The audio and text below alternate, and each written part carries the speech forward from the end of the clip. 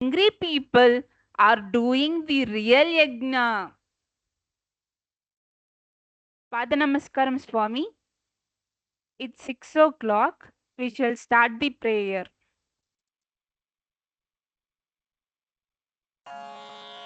Shri Datta Ganapatim Bhaje, Shri Datta Ganapatim Bhaje, Shri Datta Ganapatim Bhaje, Shri Datta Ganapatim Bhaje, Shri Datta Ganapatim Bhaje, Unmatta Natana Tandavam, Matte Bhavadana Bhasuram.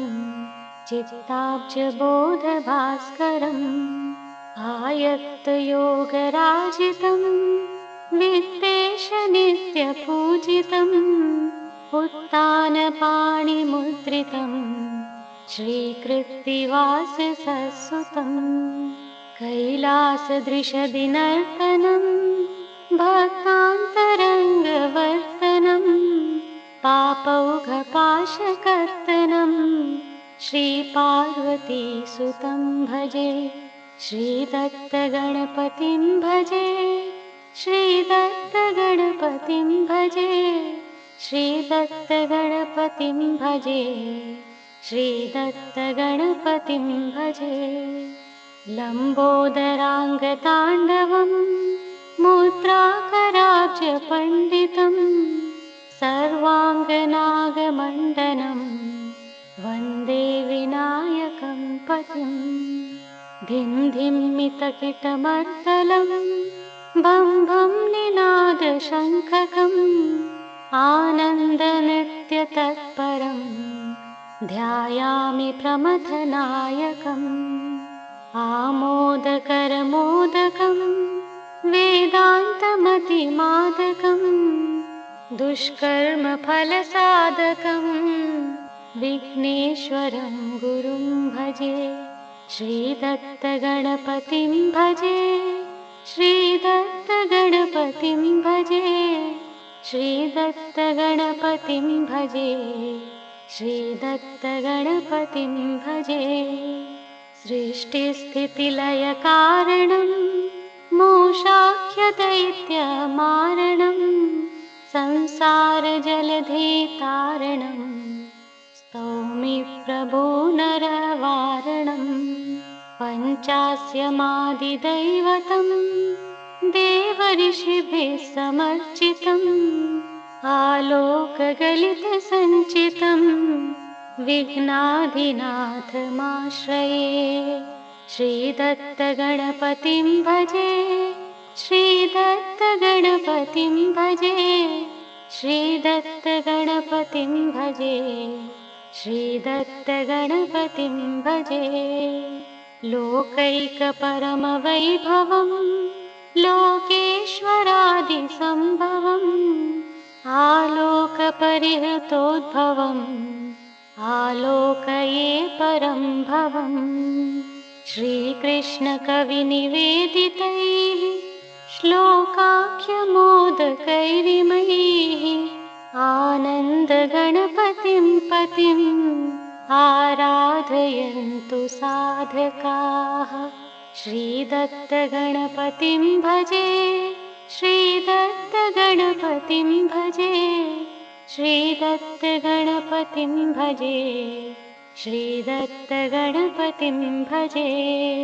श्रीदत्तगणपतिं भजे श्रीदत्तगणपतिं भजे श्रीदत्तगणपतिं भजे श्रीदत्तगणपतिं भजे श्रीदत्तगणपतिं भजे श्रीदत्तगणपतिं भजे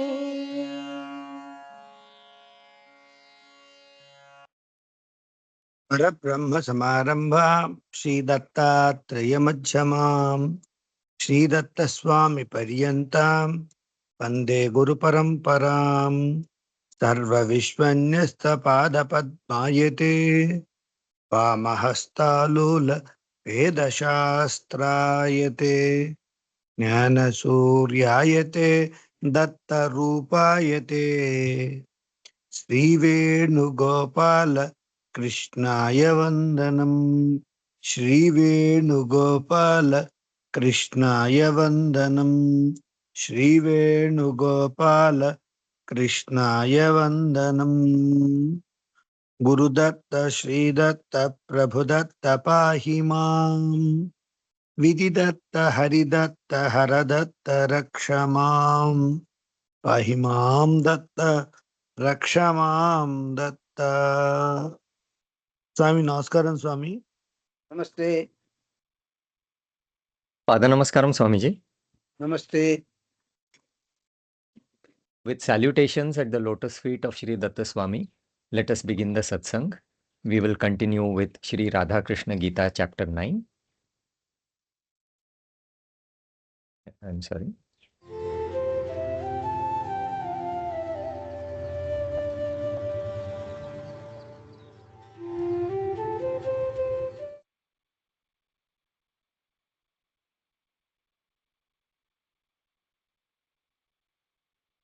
We are presently covering chapter 9 in Shri Radha Krishna Gita. The name of the chapter is Sankalpa Phala Vichara Yoga, the association of the inquiry about intention and fruit. I offer this dedication at the lotus feet of Swamiji. From you alone is all knowledge sublime, and everything that's great and fine. All the ignorance and error are but mine, for I am just a soul, and you the goal divine. Trusting your compassion benign, my errant service I yet consign to those holy lotus feet of thine, Shri Datta Swami, my Sadguru trine. I'll give a quick recap of what we covered last time. Last Saturday, the discussion was about whether there is any partiality in the process of liberation of souls who are in male bodies on earth versus souls who are in female bodies on earth. It appears as if the path of Madhura Bhakti, which is when the soul develops romantic devotion to God, is available only for women because God in a male form, the masculine human incarnation of God, can initially attract female devotees having lustful tendencies, then gradually convert that lust into love for him, convert them from dushpravrutti souls to pravrutti souls and later to nivrutti souls. So he can help them rise from their habit of unjust worldly life to just worldly life and further to spiritual life.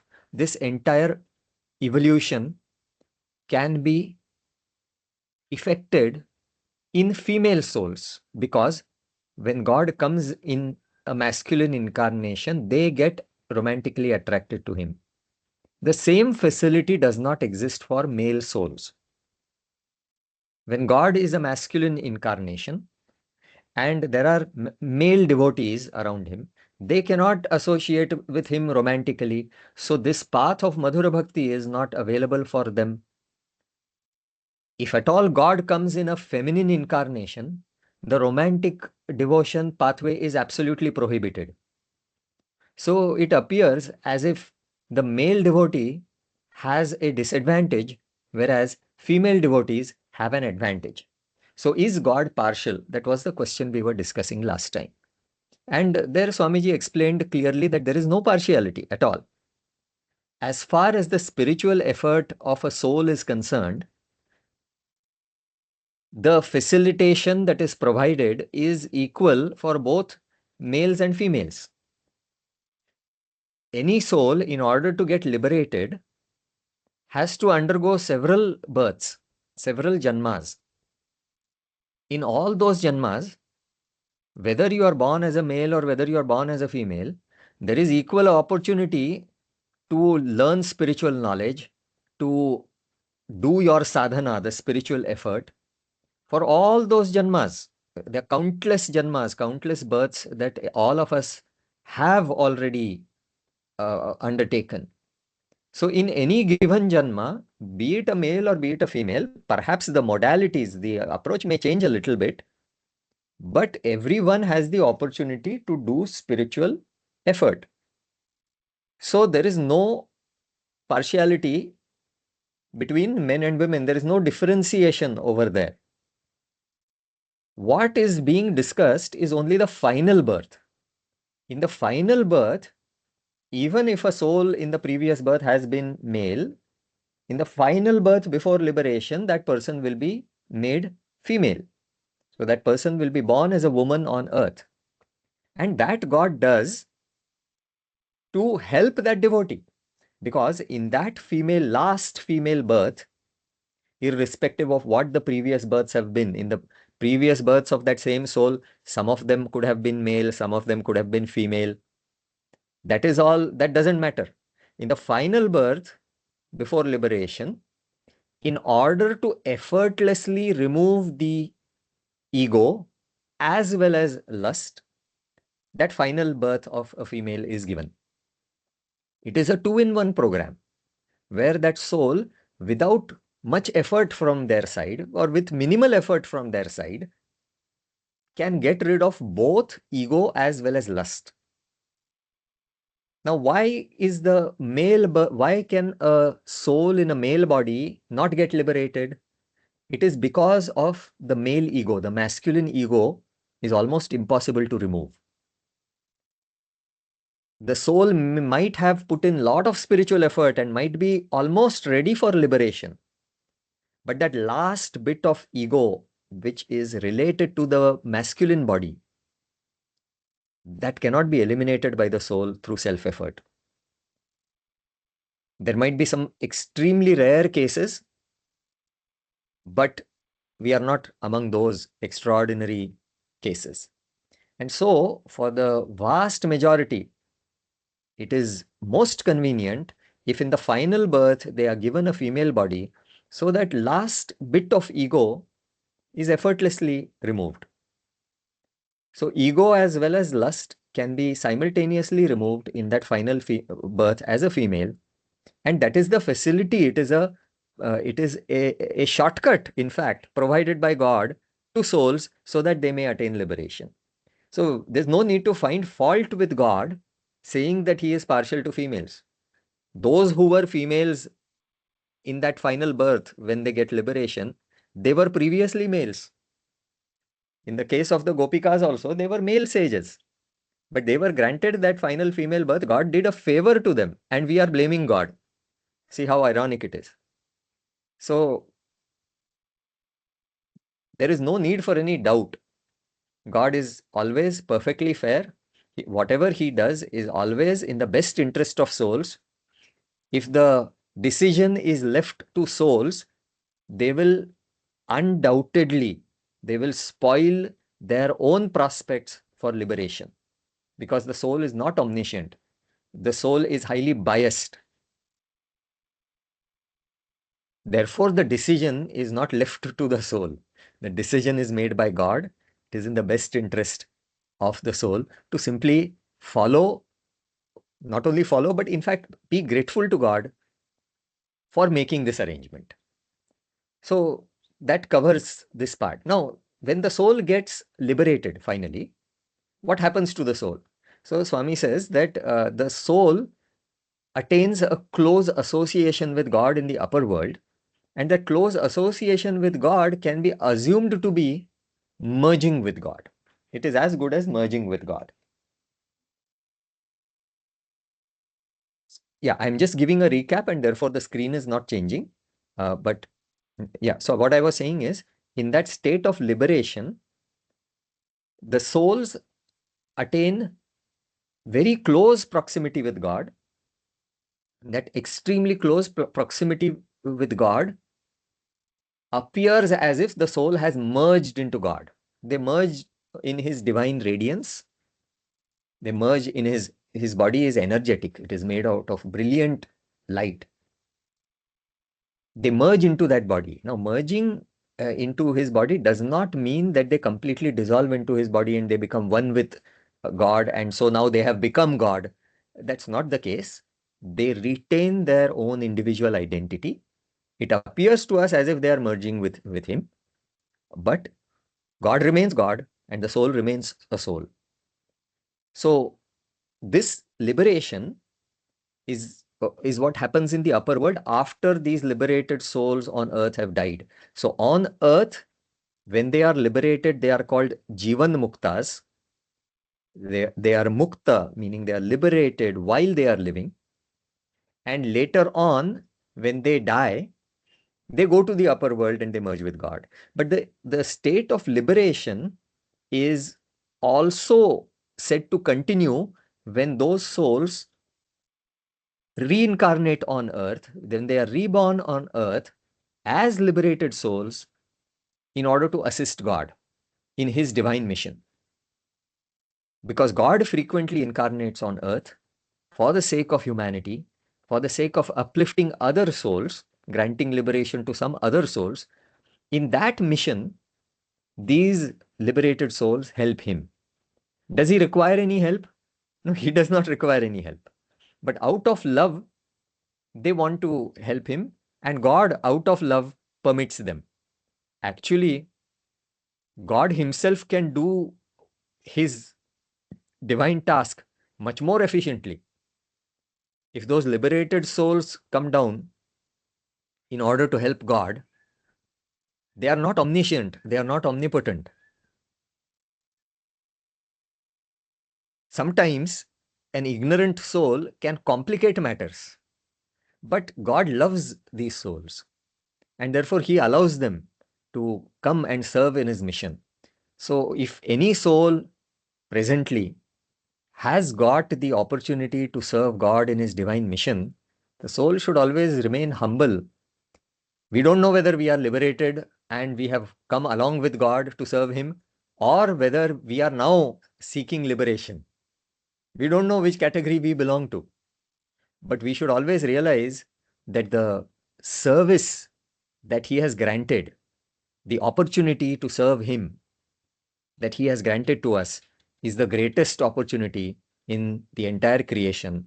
And it is not because he requires help. It is not because his hands are tied and he cannot serve so many people. There is some saying I heard. I think it's a saying in Hindi, which amounts to saying that God could not.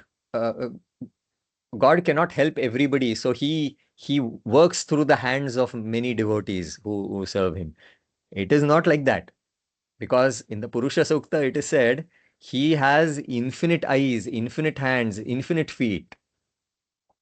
What is the meaning of that? It means he is omnipotent. He is omnipotent. He does not require our help. He is just doing us a favor. So with that said, let us get to where we stopped last time.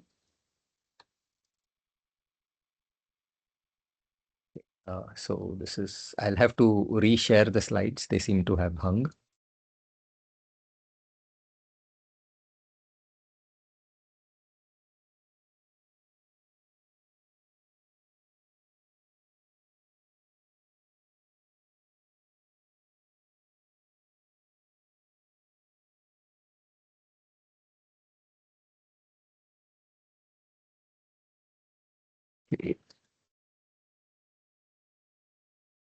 Sometimes when there is a power outage, when the power comes back on, the slides hang.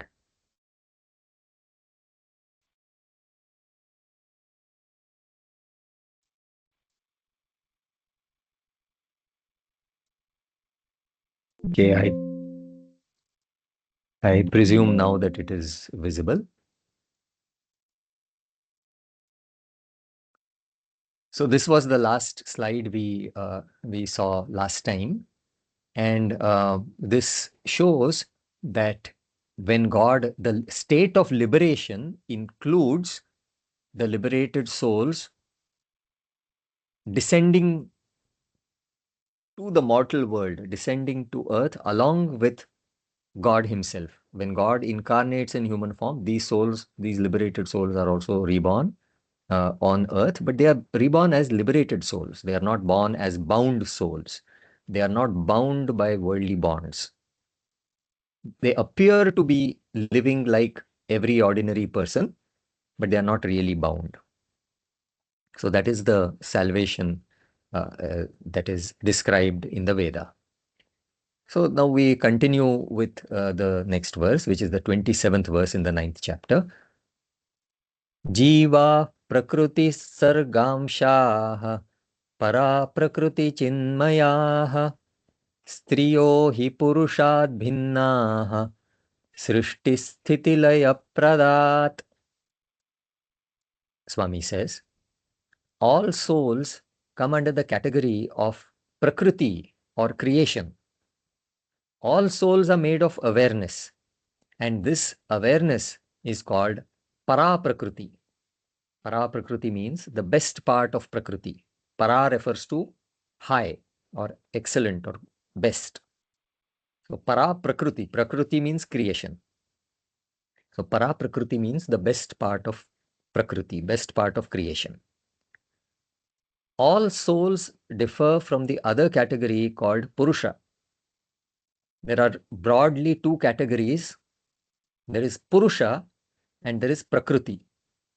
Purusha means God and Prakriti means creation.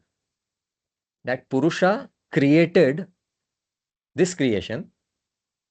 This creation is his creation and he is the creator. So there is creator and the created. The creator is called Purusha and his creation is called Prakriti. Among Prakriti, there are two types, two broad classes, the Apara Prakriti and the Para Prakriti. Apara Prakriti means mostly the inert matter and energy. Actually speaking, it also includes your intellect. That's a separate issue. It's a finer detail. Broadly speaking, you can say that Apara Prakriti, lower Prakriti, includes inert matter and energy. And the higher Prakriti, the best part of Prakriti, which is called Para Prakriti, that includes awareness. But awareness, as well as the inert components of nature, inert components of this creation, they all are part of creation. They are not the creator. The creator is Purusha. So this is what is being explained over here. I'll read it from the beginning. All souls come under the category of Prakriti or creation. All souls are made of awareness. And this awareness is called Para Prakriti, the best part of Prakriti. All souls differ from the other category called Purusha. Prakriti is female and Purusha is male, even in terms of the grammatical genders of the words in Sanskrit. In Sanskrit, the word Purusha is masculine, the grammatical gender, and the word Prakriti is feminine. Now, who is this Purusha? Purusha is God who creates, maintains, and finally destroys Prakriti. He is the Srishti Sthiti Laya Karta. God is the creator and Prakriti is creation. All souls are tiny parts of Prakriti or creation alone. They are neither God nor parts of God. So in the table below, you see these two broad categories. There is God and soul, and soul belongs to Prakriti. So you have the God category is called Purusha. Grammatically, the word Purusha is masculine. Functionally, also Purusha is masculine. What is the meaning of functionally masculine? In function, the independent one is masculine. The dependent one is feminine. God is the independent one. He is the creator. He is the protector. He is said to be the husband of all souls. He is said to be the husband of Prakriti. And Prakriti is dependent. It is subservient. So, Purusha, the word is grammatically masculine. In function also, it is masculine. And the word Prakriti is grammatically and functionally feminine. So it is the classification of creator and creation. The soul belongs to Prakriti. Prakriti has two parts, Para and Apara. Para Prakriti is the awareness. Now, you may say that why is the soul called awareness? We are human beings. We have a material body. Our body contains energy. And we also have awareness. So which is our innermost identity? Who am I really? I am that awareness. My identity, that is, who am I? That identity is attached to the awareness rather than the body made of matter and energy. And the reason is the body made out of matter and energy is cast away when the person dies. But the awareness enters into another body, an energetic body, and goes to the upper worlds. Later on, that same awareness, consisting of a bundle of qualities, of course, but it comes back to earth and assumes another body. Again, that new body is also made out of matter and energy on earth. So that external body, which may be made out of energy, as in the case of energetic beings, or it could be made out of a combination of matter and energy, as in human beings, that body is really not my identity because it keeps changing. What is my identity? That awareness consisting of the specific bundle of qualities, that is my identity. Here I say that this body is me. When I die and go to the upper world and I have an energetic body, I will say that is me. So what is the constant? What is the common factor? The common factor is that awareness consisting of a bundle of qualities. And therefore, our identity is actually fixed to that awareness consisting of those qualities. Awareness with qualities. So that awareness is being our true identity. We want to know where to classify that awareness, which category to put it. Should we put it in the God category or should we put it in the creation category? And the verdict is very clear that it should be put in the creation category according to the Gita, because Lord Krishna says this. He classifies the soul in the category of Prakriti. He calls it Para Prakriti. Prakritim vidhi me param. Jiva bhutam mahabhaho yayena yayadharyate jagat.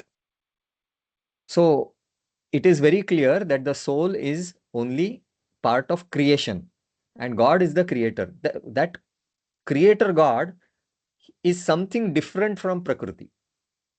Prakriti consists of non-inert awareness and inert matter and energy. But that God entity is completely different. It is neither awareness, nor energy, nor matter, nor space. It is something different. And what is its nature? We don't know. We cannot say. It is beyond our imagination. So we call it the unimaginable God.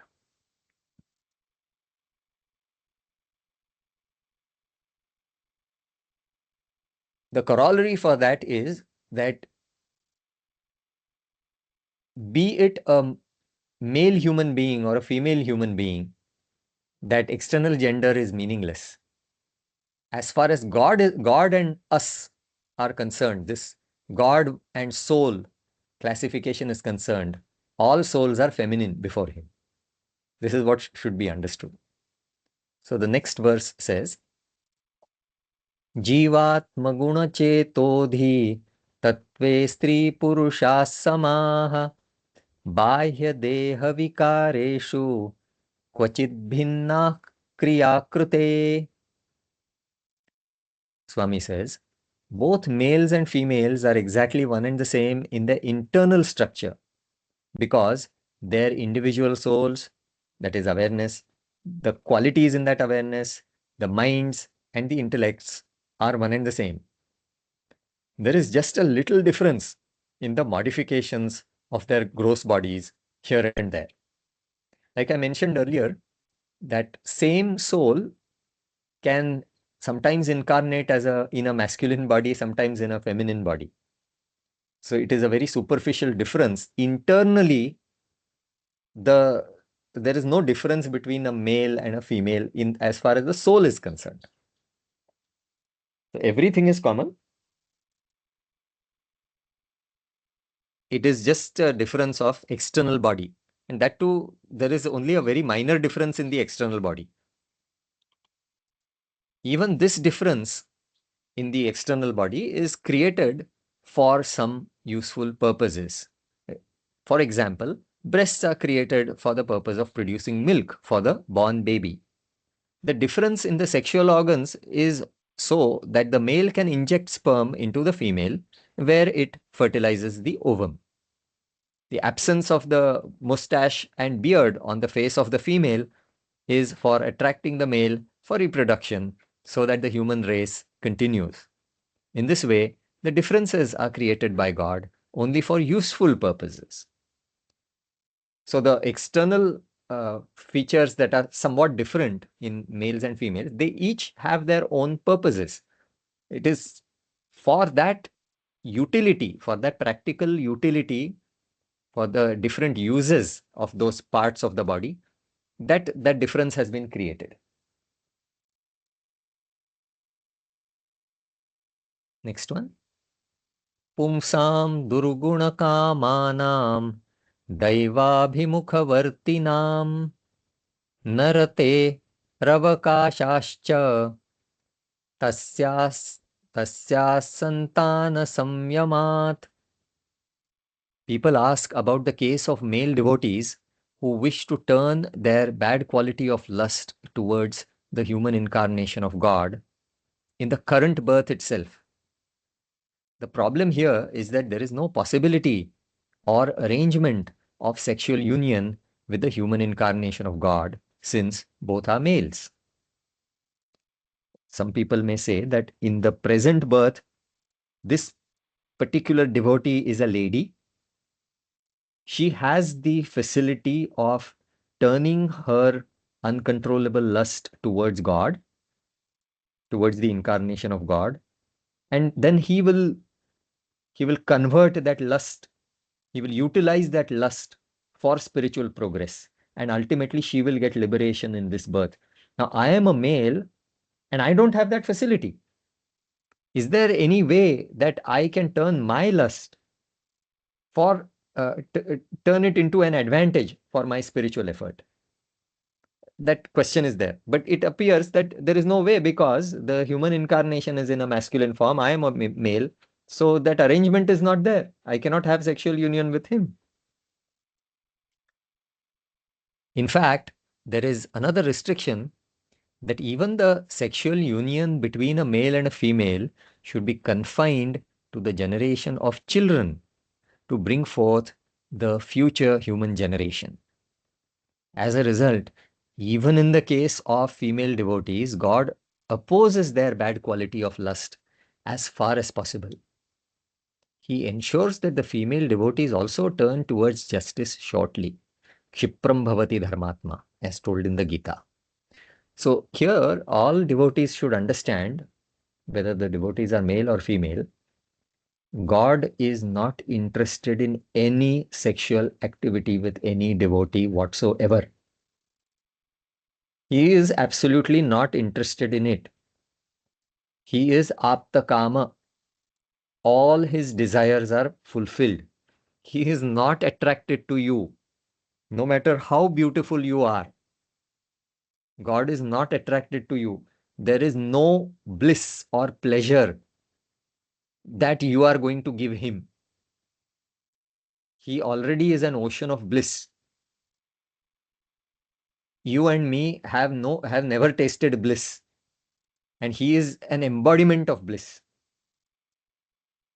So there is no romantic intention or no romantic desire from the side of God. It may exist in your mind, but God has nothing to do with that.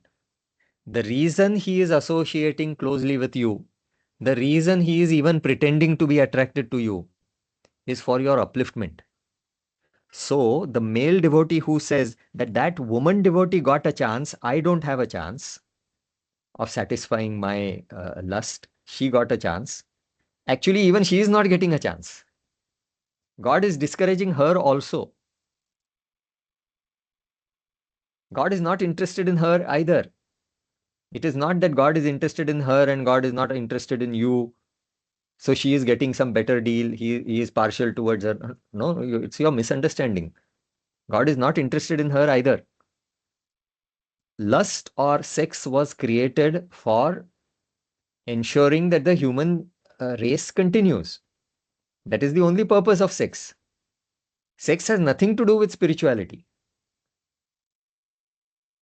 Human beings develop an excessive attachment to this sex. They become lustful because they do not understand the real purpose of sex. The real purpose of sex is merely continuing the human race.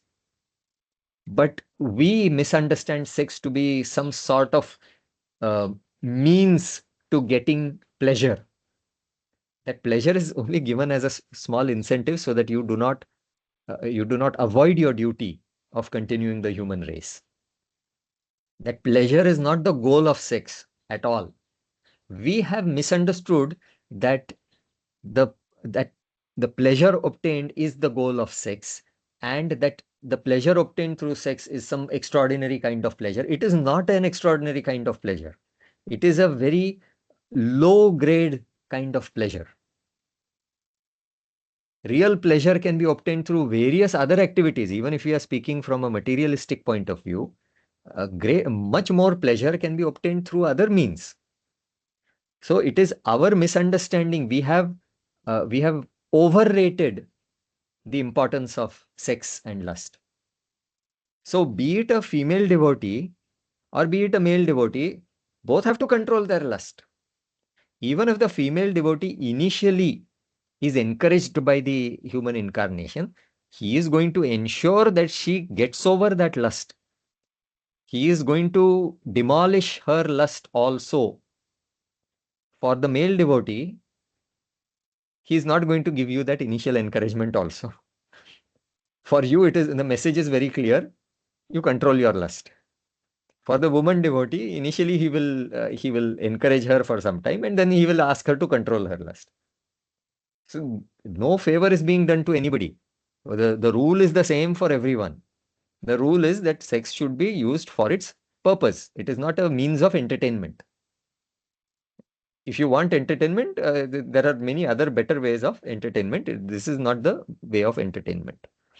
So the lustful female, when she reaches God, after that very initial encouragement, even she will be converted into a follower of the worldly path of justice, where she also restricts her sexual activity to her married husband, one, and there too only for the purpose of procreation, producing a child. So that is meant, that is what is told in the Gita, Kshipram bhavati dharmatma, shashvachanti nigacchati, and so on. So the sinful devotee, upon surrendering to God, will shortly be turned into a sinless, justice following devotee. Shortly. Next one. Munir yatarati shuklam bahurakta bhavam ruje nishphalande shravastrinam tasmat kamaya moruje. Swami says, the sages used their lust only for producing children and continuing the human race. They never had sexual union after producing children. In the case of males, lust shall be controlled completely because their sperm is prepared from a lot of blood. A lot of blood is consumed to prepare sperm in the body. In the case of females, only one cell called the ovum is generated. In their case also, in the absence of fertilization, blood loss occurs. Therefore, the control of lust supports the good health of both males and females. The rule is the same. Lust should be controlled by both parties, male or female. No partiality is there. Some reason for controlling lust is given over here. In producing sperm, blood is consumed. In fact, in the case of the male, semen contains a lot of sperm cells, a huge number, insanely huge number of sperm cells, and each of them carries your DNA. So that's a vast amount of sperm that has to be created. That is essentially your body is a machine. The machine requires some input, some raw material. So it is consuming so much of raw material, which is your blood, and it is producing sperm. So it is a drain. If more and more sperm is used up in sexual activity, that is a drain on your body. In the case of the woman also, her body is also a machine producing the egg cells called the ovum. And in her case, if the ovum does not get fertilized, then the uterine walls, the growth is shed, which comes out as the blood of your menses. So in both cases, some blood is consumed in order to facilitate the reproductive process. It makes sense to control sex. You have to understand that it is a drain on your body. The limited energy that you have got to pursue the spiritual effort should not be squandered, should not be wasted on sexual activity needlessly. Where it is necessary, yes, you have to engage in sexual activity so that you produce children, you ensure that your family line continues. That is told in the Taittiriya Upanishad as Prajatantum ma vyavachetsi. You are supposed to duly get married after your education. You're supposed to get married. You're supposed to continue your family's lineage. Do that, but then after, don't make that into a way of life. Nowadays, particularly in some cultures, everything is over-sexualized, and sex and dating and even way into old age is celebrated, in fact. So I can understand the need for companionship, but the over-sexualization of everything and making that as a way of life, making that a fabric of your social social culture is not the right way. That is not recommended in any scripture. If you don't believe the Hindu scriptures, no problem. You pick up any other religion's scripture. Whether you take Christianity or you take Judaism or you take Islam, uncontrolled sex is not recommended by any scripture. So God has always been consistent about the purpose of sex. God has always given a uniform message to all humanity that sex is meant for producing children. Other than that, sex should be controlled. And if it is controlled, you are conserving energy that will give you better health. Next verse. Keshanchit kama samrambhat pumsam stri bhavachetasam kamyamalinganam rame krutam chaitanya ketvai. But in some male devotees who are unable to control their lust, but some male devotees who are unable to control their lust wish to simply embrace God, feeling that they are females before him. The case of the sages desiring to embrace God Rama was similar. It doesn't mean that they want sex, they just want to embrace him, with the realization that he is the ultimate male and we are mere females before him. With that intention, the sages wanted to embrace Lord Rama when they met him in the forest. When Lord Rama was in exile in the forest, many sages met him, and then they recognized him to be God. Upon recognizing him to be God, how could they not recognize? They have spent millions of births doing penance for him. In each birth, he has guided them. I gave you an example previously that as sage Dattatreya, the son of Atri and Anasuya, sage Dattatreya is the human incarnation of Lord Datta from the energetic world. So that sage Dattatreya guided so many sages and saints. These sages had received such divine guidance in each of their births. And they did lot of penance to meet God. And when Lord Rama came, they recognized that he is this God incarnate. And as an expression of their realization, an expression of their devotion for him, they wanted to become females and embrace him. There is another example from the Kali Yuga. Lord Krishna says, in the Kali Yuga too, a devotee called Chaitanya Mahaprabhu will intensely yearn for God every day, and God will embrace him every day. This devotee will be your own incarnation. Lord Krishna is speaking to Radha in the Dwapar Yuga, and he is telling her that in future, in the Kali Yuga, one devotee will be born. His name will be Chaitanya Mahaprabhu, and he will intensely yearn for God every day. He will desire for God every day so much, so strongly, that God will come every day to embrace him. And who is this devotee, Chaitanya Mahaprabhu?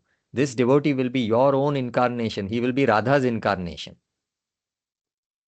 And he continues, he will get a fever every day due to his extreme longing for me, extreme longing for Krishna. And that extreme longing, that fever will be pacified only by my embrace.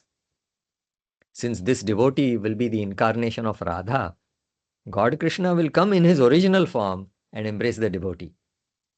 So if Krishna embraces Radha, his celibacy is not broken because she is an incarnation of his own divine power as well as of Lord Shiva.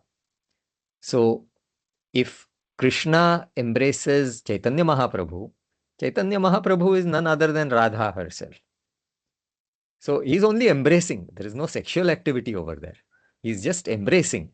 But even there, for that embracing also, he makes sure that he will not, even that slight sexual flavor for that embrace should not be there whenever he interacts with any other devotee.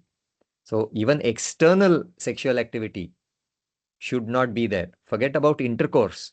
Even external sexual engagement with any devotee should not be there. He is so particular about it. But that issue is not there when he embraces Chaitanya Mahaprabhu, because Chaitanya Mahaprabhu is an incarnation of Radha. Yeah. Next one. Sthita Paramahamsotra Gopiveshi Bhavavan. I'll read it again. Sthita Paramahamsotra Gopiveshi Sabhavavan Urdhvareta Mahabhave Yogi Bhatyugra Shaktiman. Shri Ramakrishna Paramahamsa, despite being a male devotee, will successfully conquer lust completely in the same birth. He will stay in this very Vrindavanam for 1 month, dressing like a female and thinking that he is a Gopika. However, his thinking of himself as a Gopika and the wife of God Krishna was only confined to his mind. The mental husband-wife relationship with God never generated any physical lustful activity. So another example in the Kali Yuga is Shri Ramakrishna Paramahamsa. Despite being a male devotee, he played the role of a devotee. He was an incarnation of God, but he played the role of a devotee. And being in a masculine body, when he went to Vrindavanam, for a month he dressed like a female. He used to think that I am a Gopika, I am the wife of Krishna. And he expressed his devotion in that as a wife, as a wife who is madly in love with her Lord, that is Krishna. But it was only a mental feeling. Because he was in a physical body, he was physically a male, he could only mentally feel that he is a Gopika. That mental feeling of husband-wife, where Krishna is my husband, I am his wife, I am a Gopika, that kind of feeling that he had was confined only to his mind. It never generated any physical lustful activity in the case of Shri Ramakrishna Paramahamsa. Even in his personal life, Shri Ramakrishna Paramahamsa maintained the husband-wife relationship with his own wife, Sharada Devi, free of any thought of lust. He was married to Shri Sharada Devi. That was not his choice, but somehow he was forcibly married to her. But he never had a physical relationship with even his duly wedded wife. He always considered her to be an embodiment of the Divine Mother, Divine Goddess. So that is the level of his purity. Even his wedded wife, the way he looked at her was completely free of lust. A yogi is called an urdhvaretaha when, due to his mahabhava, he redissolves the produced sperm back into his blood. It is the blood which gets converted into sperm, but the yogi is able to convert the sperm back into the sperm is redissolved back to produce the blood which gave rise to the sperm. Such a yogi shines with a lot of energy. Such a yogi attains this ojas, or a kind of a brilliant radiance, due to the control over sex. Mahabhava means a very high concentration on God so that all worldly fascinations disappear. Naturally, when all worldly fascinations disappear, lust also disappears, since it is only a worldly fascination after all. Who is able to attain this urdhva reta? Retaha means sperm. Urdhva reta means that sperm is directed upward. Normally, in our case, it is directed downward. In other words, our mind is always, our mind tends to go towards sexual pleasure. But in the case of this yogi, his mind always goes towards God. Even the energy that the body spends to produce sperm, he is able to control that and redirect that energy to the attainment of God. Because he has no worldly fascinations. All his fascinations have been eliminated. All worldly fascinations are eliminated and converted into one single fascination towards God. He is only fascinated by God. There's nothing else that can fascinate him. So when all his worldly fascinations disappear, lust also disappears, because it is only a worldly fascination after all. That was the state of Shri Ramakrishna.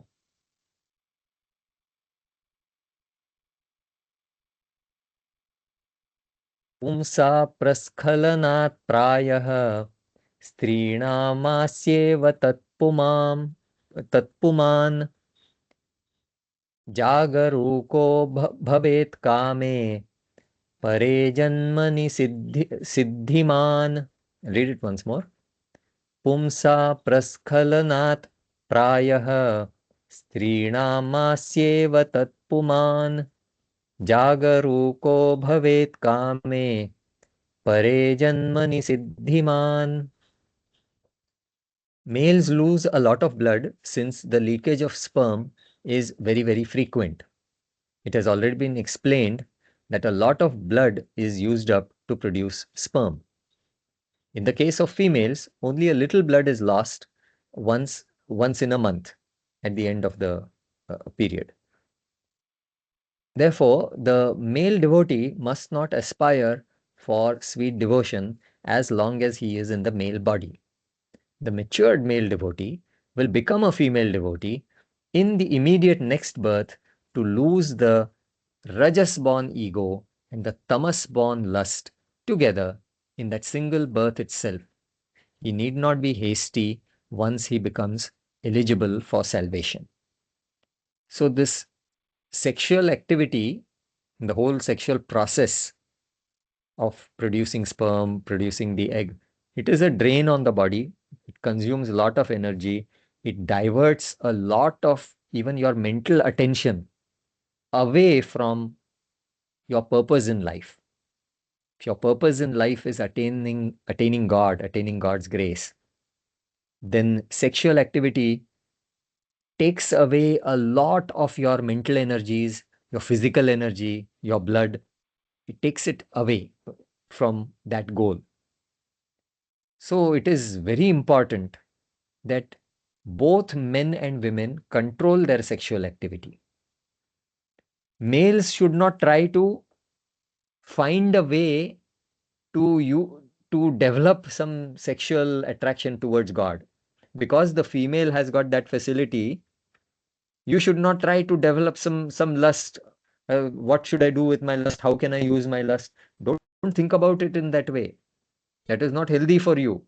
That lust is a problem. Even that woman will have to control her lust anyway. So rather than you trying to follow her footsteps and trying to find some way by which you can use that lust to reach God, instead of that, just drop the lust. That is not going to be helpful for you. Anyway, in the male body, that lust cannot be utilized in that way. So better you control it and you work on your spiritual sadhana. The spiritual sadhana starts with spiritual knowledge. Focus your mind over there. As a male, you most probably you are married. You have some legitimate outlet for your sexual desire. Be satisfied with that, but don't get swept by it. Focus on the spiritual knowledge. Focus on purifying your devotion. That is what this life is meant for. Through this process of spiritual knowledge and theoretical devotion, you will become more and more eligible for final liberation. Through the knowledge, when your devotion increases and it becomes more and more pure, you are becoming more and more ready for liberation.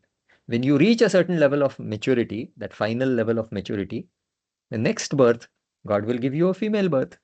Whatever is the remaining amount of lust, at that point you can divert it to God. Not now. Now you stay in family life, focus on God. Make yourself eligible.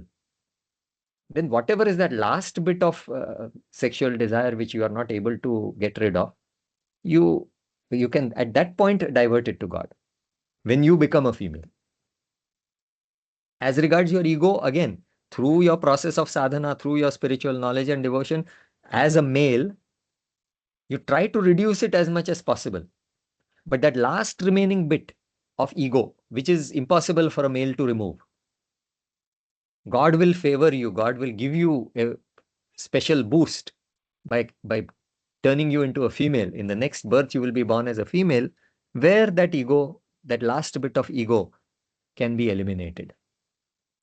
So we should not focus on sex in the spiritual path at all. Kama prapanchiko dharmaha moksha duro virodhatah moksha sannihito dharmaha premakhyayam vidhirmahan. Lust belongs to the worldly phase.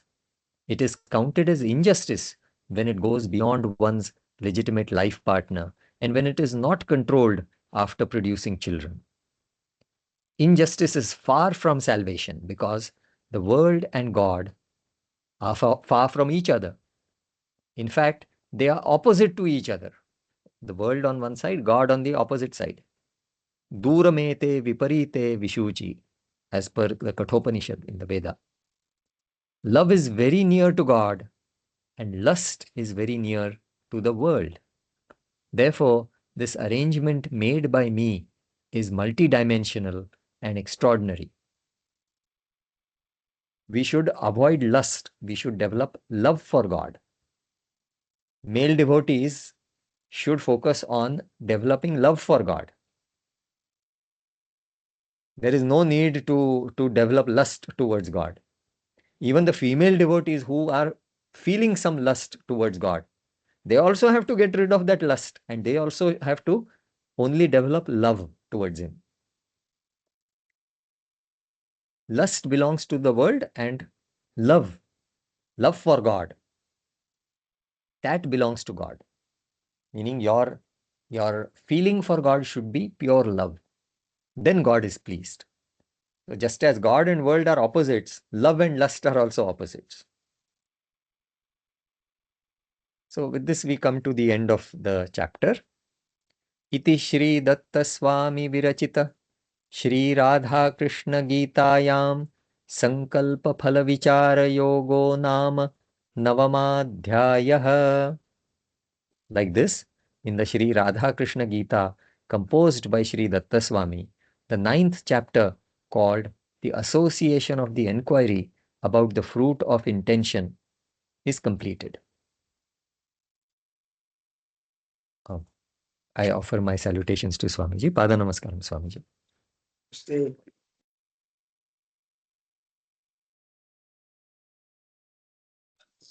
Namaskaram, Swami. Namaste.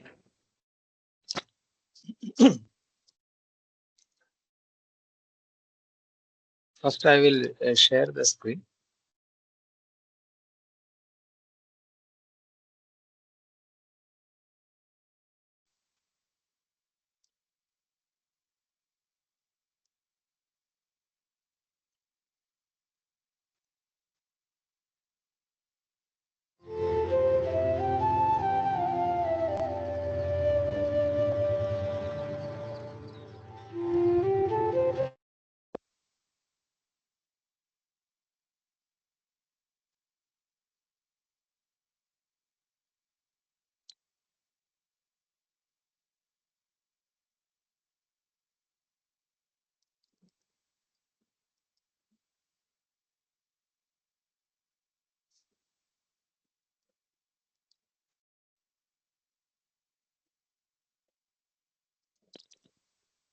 Okay, we have covered the first 26 verses of the 9th chapter, which is Sankalpa Phala Vichara Yoga.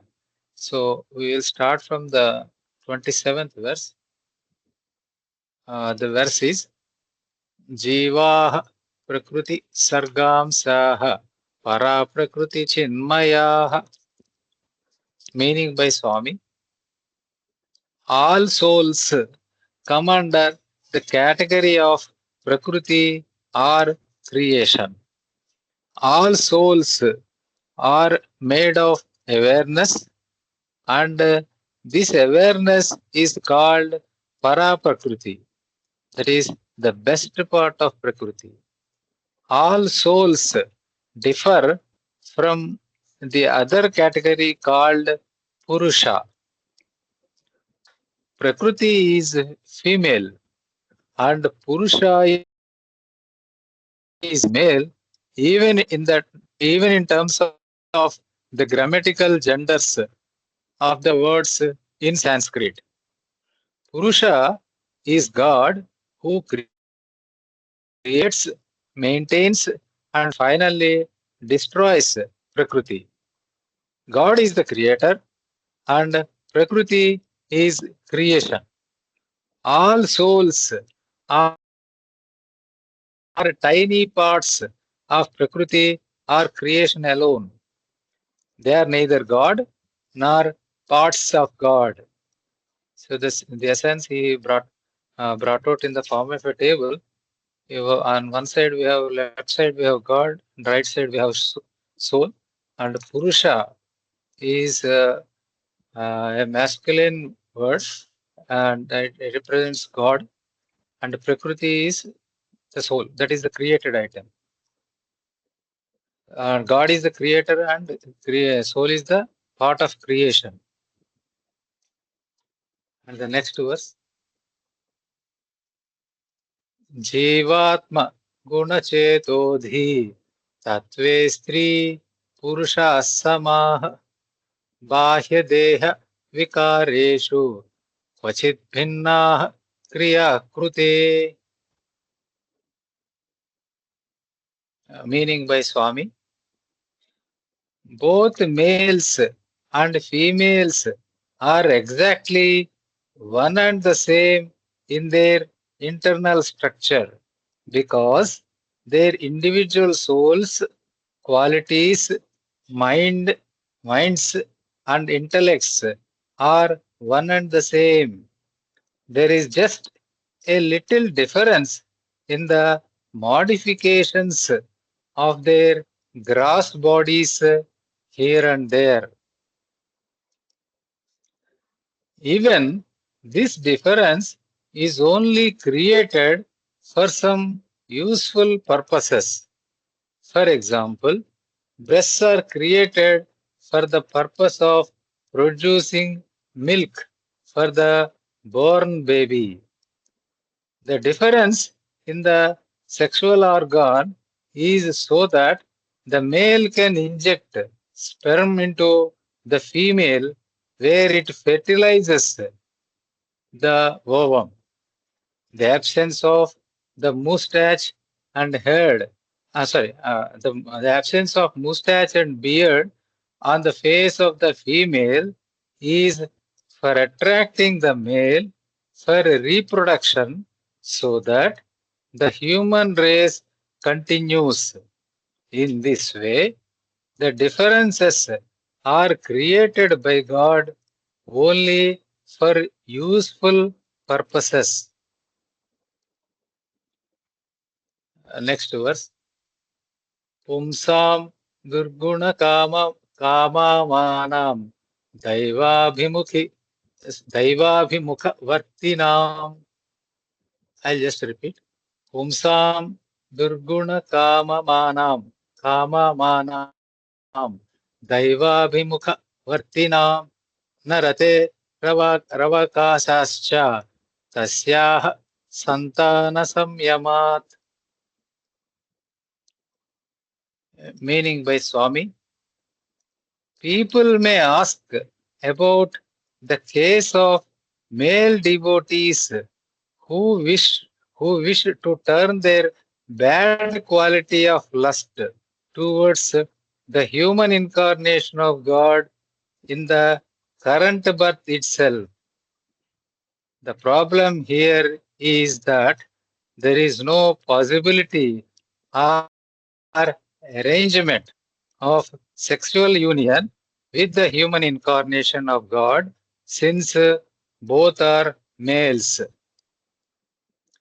In fact, there is another restriction that even the sexual union between a male and female should be confined to the generation of children to bring forth the future human generation. As a result, even in the case of female devotees, God opposes their bad quality of lust as far as possible. he ensures that the female devotees also turn towards justice shortly. Kshipram bhavati dharmatma. Gita. Next verse. Muniryata rati suklam bahurakta bhavam ruje nishphalande sravastrinam tasmat kamayamo ruje. Meaning by Swami, the sages used their lust only for producing children and continuing the human race. They never had sexual union after producing children. In the case of males, lust shall be controlled completely because their sperm is prepared from a lot of blood. In the case of females, only one cell called the ovum is generated. In their case also, in the absence of fertilization, blood loss occurs. Therefore, the control of lust supports the good health of both males and females. Sorry.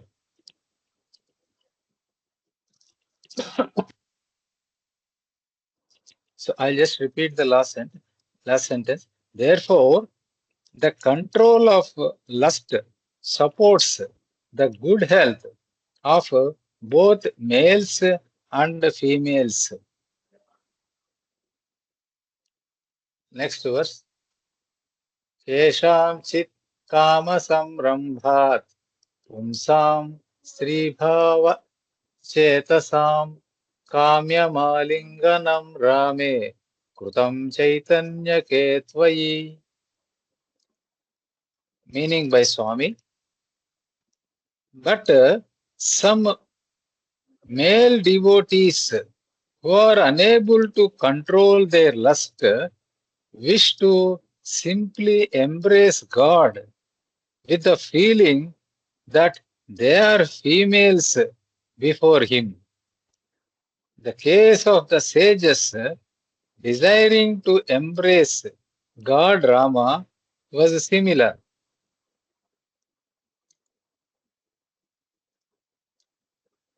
In the Kali Yuga too, a devotee called Chaitanya Mahaprabhu will intensely yearn for God every day, and God will embrace him every day. This devotee will be your own incarnation. He will get a fever every day due to his extreme longing for me, that is for Lord Krishna, and it will be pacified only by my embrace. Since this devotee will be the incarnation of Radha, God Krishna will come in his original form and embrace the devotee. The next verse. Stitah Paramahamsotra Gopi Veshi Sabhavavan Urdhvareta Mahabhave Yogi Bhatyugra Shaktiman.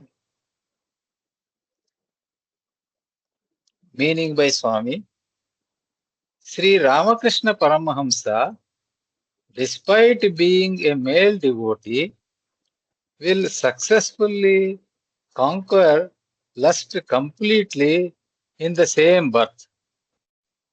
He will stay in this very Vrindavanam for 1 month, dressing like a female and thinking that he is a Gopika. However, he is thinking of himself as a Gopika and the wife of God Krishna will only be confined to his mind.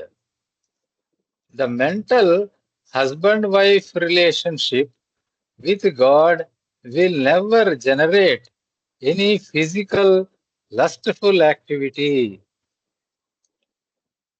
Even in his personal life, Sri Paramahamsa will maintain the husband-wife relationship with his own wife, Sharada Devi, free of any thought of lust. A yogi is called an urdhvaretah when, due to his mahabhava, he redissolves the produced sperm back into his blood. Such a yogi shines with a lot of energy. Mahabhava means a very high concentration on God so that all worldly fascinations disappear. Naturally, when all worldly fascinations disappear, lust also disappears, since it is only a worldly fascination after all. Next verse. Pumsa praskhalanat prayaha strinam masyeva tatpuman jagaruko bhavet kame pare janmani siddhiman. Meaning by Swami, males lose a lot of blood since the leakage of sperm is very frequent. It has already been explained that a lot of blood is used up to produce sperm.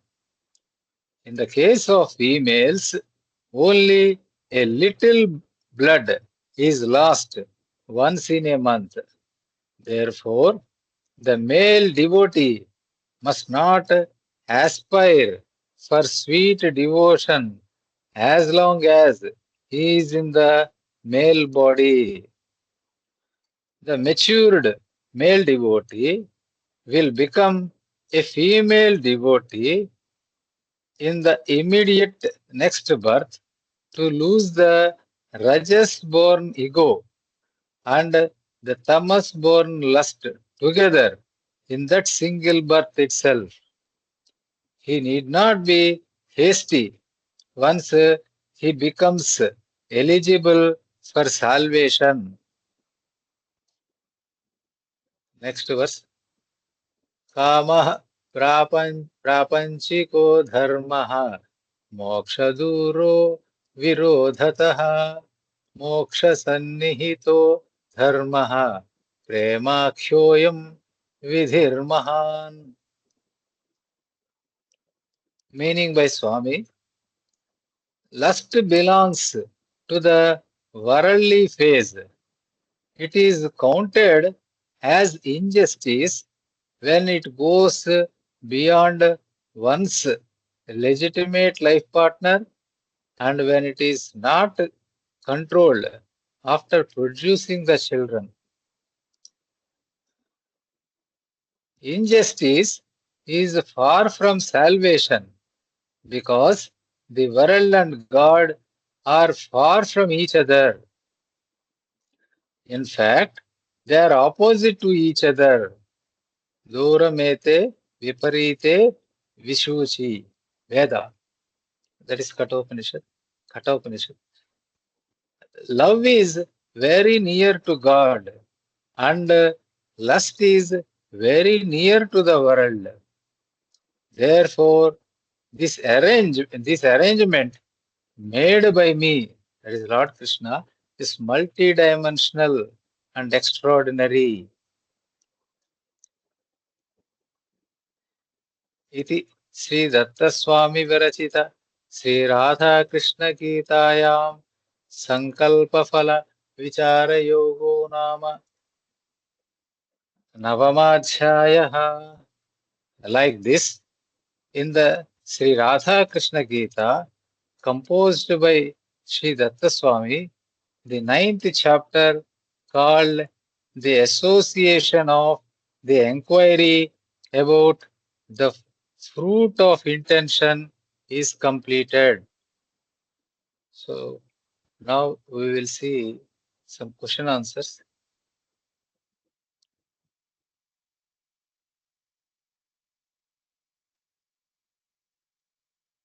So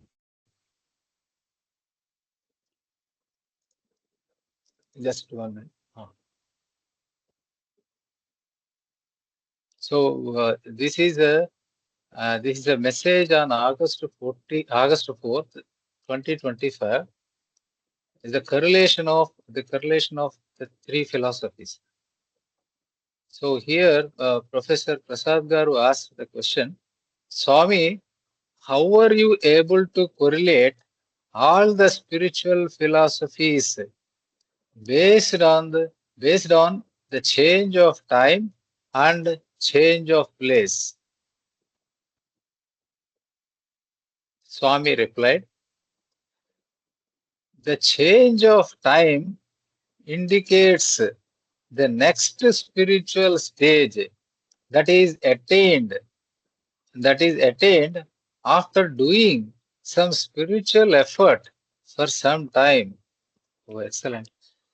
The present spiritual effort is related to both the present time and the spiritual stage that is to be attained in the future time after finishing the present spiritual effort. The person is one and the same, and the spiritual philosophy of the present stage is different from the spiritual philosophy of the future stage. This is the correlation of two different spiritual philosophies related to the stage of present time and the stage of future time. The same person represents the same place and his different stages in different times represent the changing times. This universal correlation of different spiritual theories of different religions is based on the four-dimensional model of space and time. 3 dimensions of space and the fourth dimension as time. Coming to the parameter of place, we take different persons of different stages and compare them in the present time itself. Here the time is constant and place is the variable, since the stage is different from one person to the other person, that is from one place to another place. If you take the total elephant in the same time, the backside tail is like rope, the middle stomach is like a wall, and the front tusk is like a stout tube. Here the time is constant, and as the place varies, the spiritual philosophies are differing. One person represents one place and another person represents another place in the same time. Let us take time as variable, that is representing various spiritual stages of the same person in different times, keeping place that is the person, as constant, and later on, let us also take place as variable. That is, place means a person, keeping time as constant. This means that the same person is studying different philosophies in different times and is getting convinced with each philosophy at different times. Let us take the time in which the mud pot is not born at all from the mud.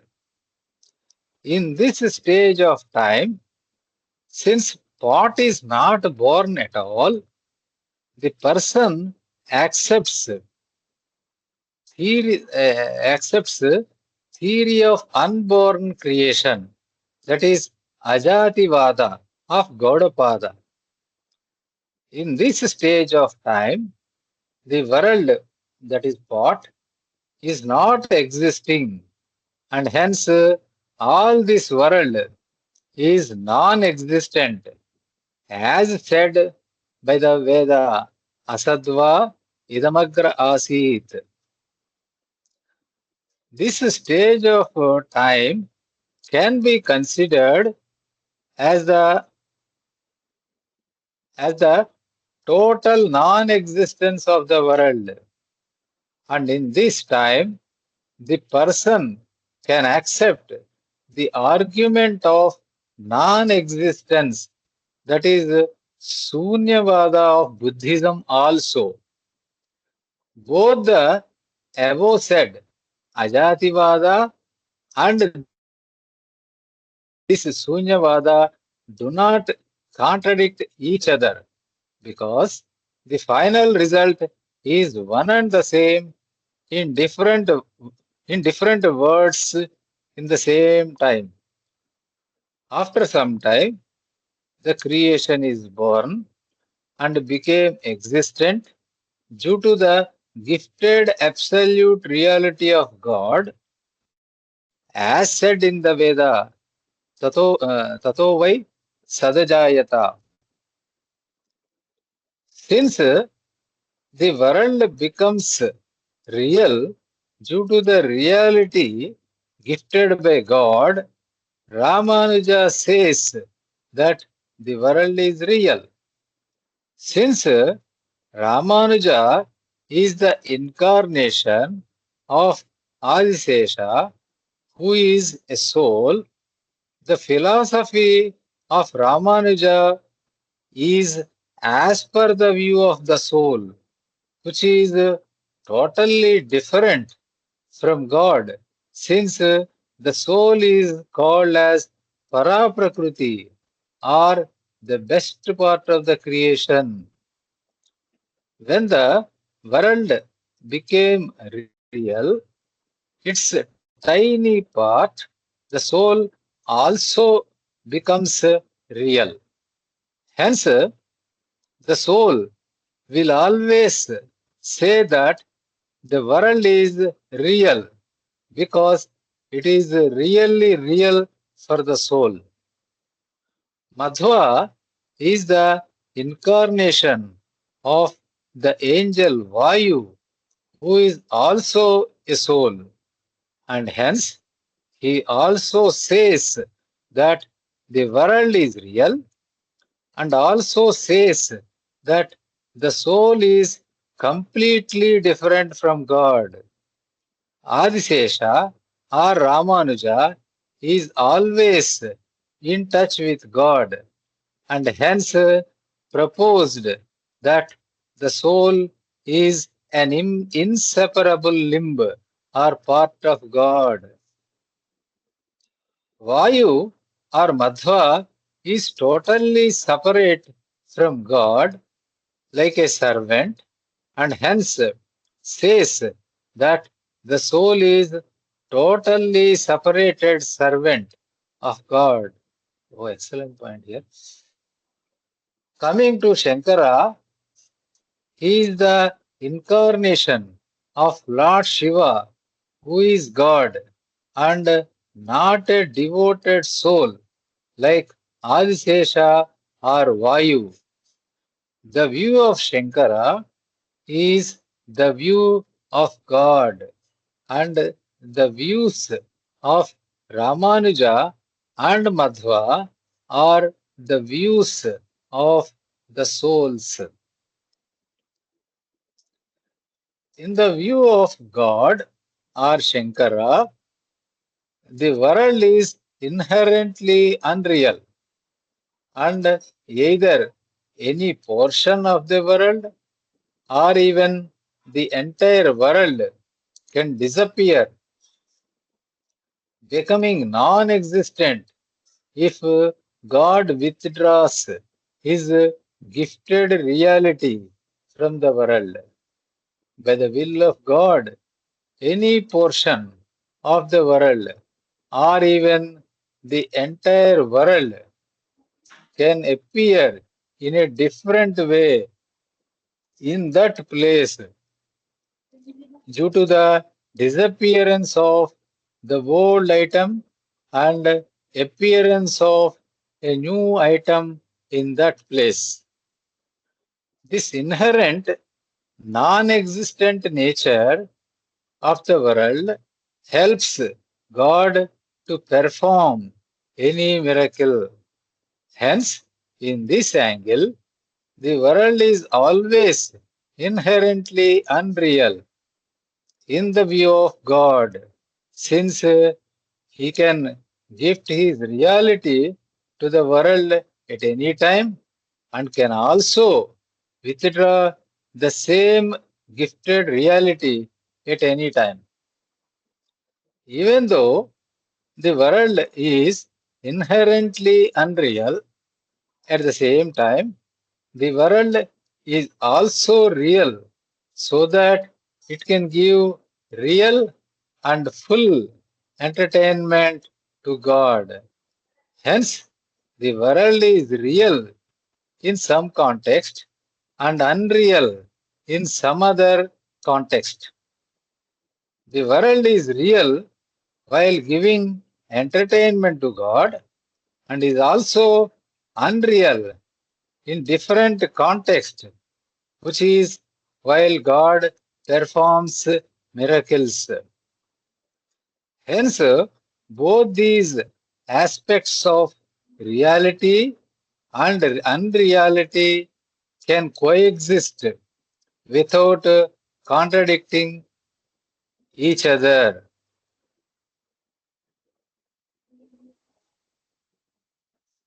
In a single instance of context, we can neither say that the world is real or unreal.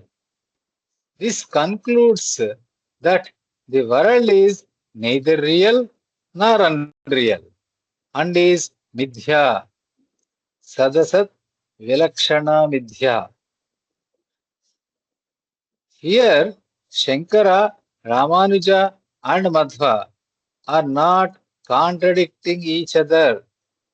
All the three philosophies can be correlated in three different devotees in the same time or in the same devotee at different times based on the progress of the spiritual effort.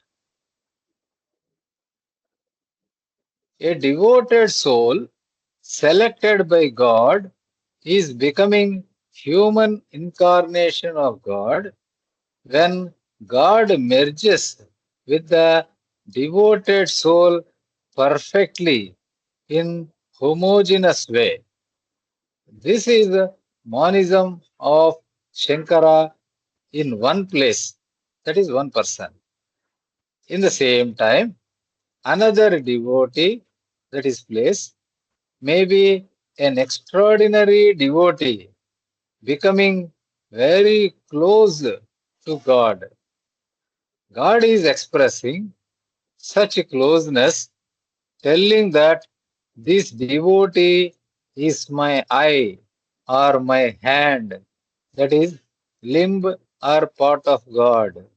This is the special monism of Ramanuja, which is the body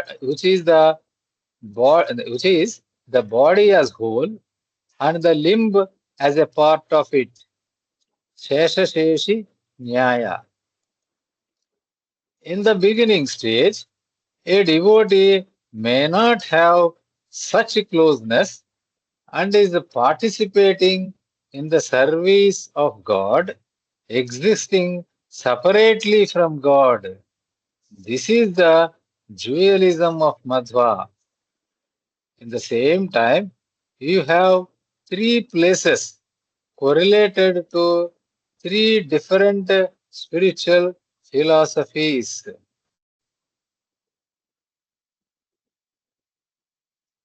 All these three philosophies exist as the basic theories in different religions of Western countries also. The foreigners following these philosophies separately are just different devotees, that is places, from Indians in the same time due to different languages and cultures. Hence, all the Western religions can be correlated with various philosophies of Hinduism in India. Here, we are considering different places in the same constant time. Except theism, every philosophy of theism becomes real in some place or the other. Atheism is never real at any place or at any time because God is absolutely real, present in all the times for any soul existing at any place. Even if you say that God is not existing anywhere in his creation based on Neti Neti, that from Veda, not this, which means nothing in the world is God, since God is not existing in any worldly item, and based on Natvaham Teshu, Mamebhyah Paramavyayam Gita. God is not existing in any worldly item. God is totally different from any worldly item. The entire world is under the perfect control of God, indicating the indirect, effective presence of God, though not his literal presence everywhere in the entire world also. Hence, God exists everywhere and at every time. Hence, omnipresence of God does not mean presence of God everywhere in a literal sense, but means effective presence everywhere. Oh, that brings to the end of this excellent message by Swami. Next, we have a message on Sri Satsai Baba on his 100th birthday, and that is on 23 November 2025. The message given by Swami, His Holiness Shri Datta Swami, is as follows. O learned and devoted servants of God. So, first is the prayer. Om Parabrahma Samarambham Shri Dattatreya Madhyamam Shri Satya Sai Paryantam Vande Guru Paramparam. I, Datta Swami, salute the lineage of my spiritual preachers, which starts with Parabrahman, or unimaginable God, then God Dattatreya, the first energetic incarnation in the middle, and finally ends with Shri Satsai. So this is composed by Swami, and this is for him, and for us, we will Shri Datta Swami Paryantam Vande Guru Parampara. Bhagavan Sri Sathya Sai Baba is very important human incarnation of God Datta. He arrived at the correct time in the Kali Yuga. Miracles are very essential, especially in the Kali Yuga, in which atheism is very much predominant. An atheist always believes in perception, that is, pratyaksha pramanam alone. But God is beyond perception, since God is beyond space and time.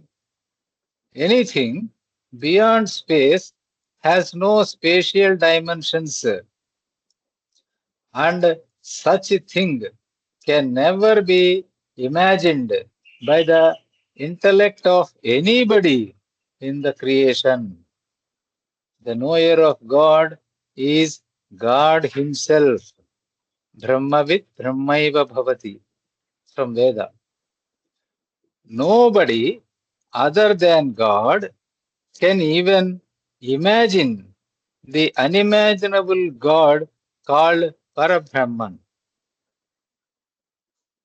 If God is to be seen by any soul, it becomes possible only when God is mediated by some visible and imaginable medium. But if God comes in imaginable and visible medium, people will think the medium itself as God. Since God is beyond medium, God cannot even be imagined by any living being. At least the medium in which God is present can be taken as God, because God merged with that medium.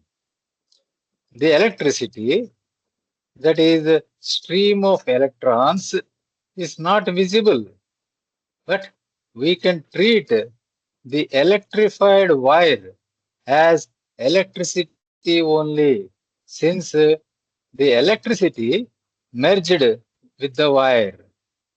But the actual problem is that people cannot differentiate electrified wire from non-electrified wire due to the invisible nature of electricity.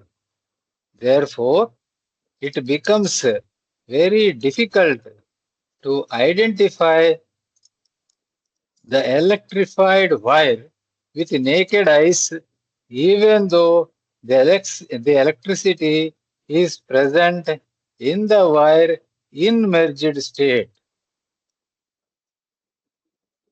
To solve this problem, you have to accept the inference, that is Anumana Pramanam, as an alternative authority to perception. Even the inference is based on perception only. The steps of inference authority are: first, we have seen the fire in the kitchen emitting some smoke. Second, we have drawn a generalized conclusion that wherever there is smoke, there must be fire. Third, you have seen smoke coming down from the top of the hill. And now the fourth. Now you apply the above said generalized connection of smoke and fire, that is Vyapti, to the present situation and conclude that there is fire on the top of the hill. Excellent. Even though you have not seen the fire on the top of the hill with your naked eyes, you will certainly find the fire on the top of the hill if you climb the hill to see the fire. Therefore, you have seen the invisible fire by standing on the earth itself without directly seeing it present on the top of the hill. Since God is unimaginable, the source of any unimaginable event called miracle must be the unimaginable God only. Since creation is imaginable, the imaginable creation must be the source of any imaginable event seen by you. This is scientific logic, and I am proceeding purely with scientific analysis only, since we are dealing with the atheists who believe only perception. Hence, if a miracle is found, we can easily conclude that the source of the miracle is unimaginable God. When God comes in a medium, such a medium is called the incarnation of God. Such incarnation on earth is human incarnation because God comes down in human form. God merges with a selected human devotee, and such selected human being becomes the contemporary human incarnation of God. The energetic incarnation is relevant to the upper worlds, and hence for us who are living on this earth, the human incarnation of God alone is completely relevant. Since the mediated Parabrahman, that is unimaginable God, exhibits unimaginable miracles, we can understand that the unimaginable God or Parabrahman is in the human incarnation in merged state with the human being which is seen by us. When we touch the electrified wire, shock is experienced by us, and we infer the presence of electricity in the electrified wire. You can even detect the presence of electricity in the wire with the help of a tester. Due to flowing electricity in the wire, the light in the tester glows. Even in the case of tester, the inference authority is only involved to detect current. Oh, excellent. The divine program of Sri Sathya Sai Baba, the human incarnation of God Datta, starts with the program of answering atheist in the beginning itself. Hence, Baba performed several miracles in the childhood itself. Human beings are always characterized by ego-based jealousy. Every human being, on seeing any greater human being, immediately thinks, why am I also not a greater human being like that greater human being seen by me? This is the spontaneous tendency of entire humanity. One scientist told me, what is there in the miracles of Baba? As per E is equal to mc square, he is just condensing energy into matter by taking some cosmic energy, which is freely available. He is not doing anything beyond science. Immediately, I asked him, why don't you do the same thing, being a better scientist than Baba? The scientist at once changed the topic of the conversation.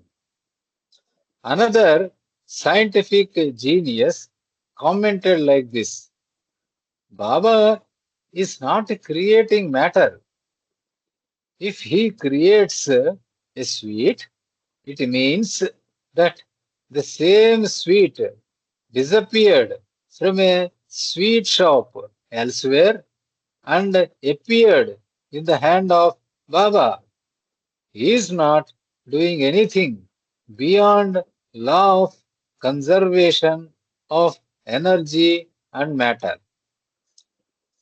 I questioned him in the same manner as above.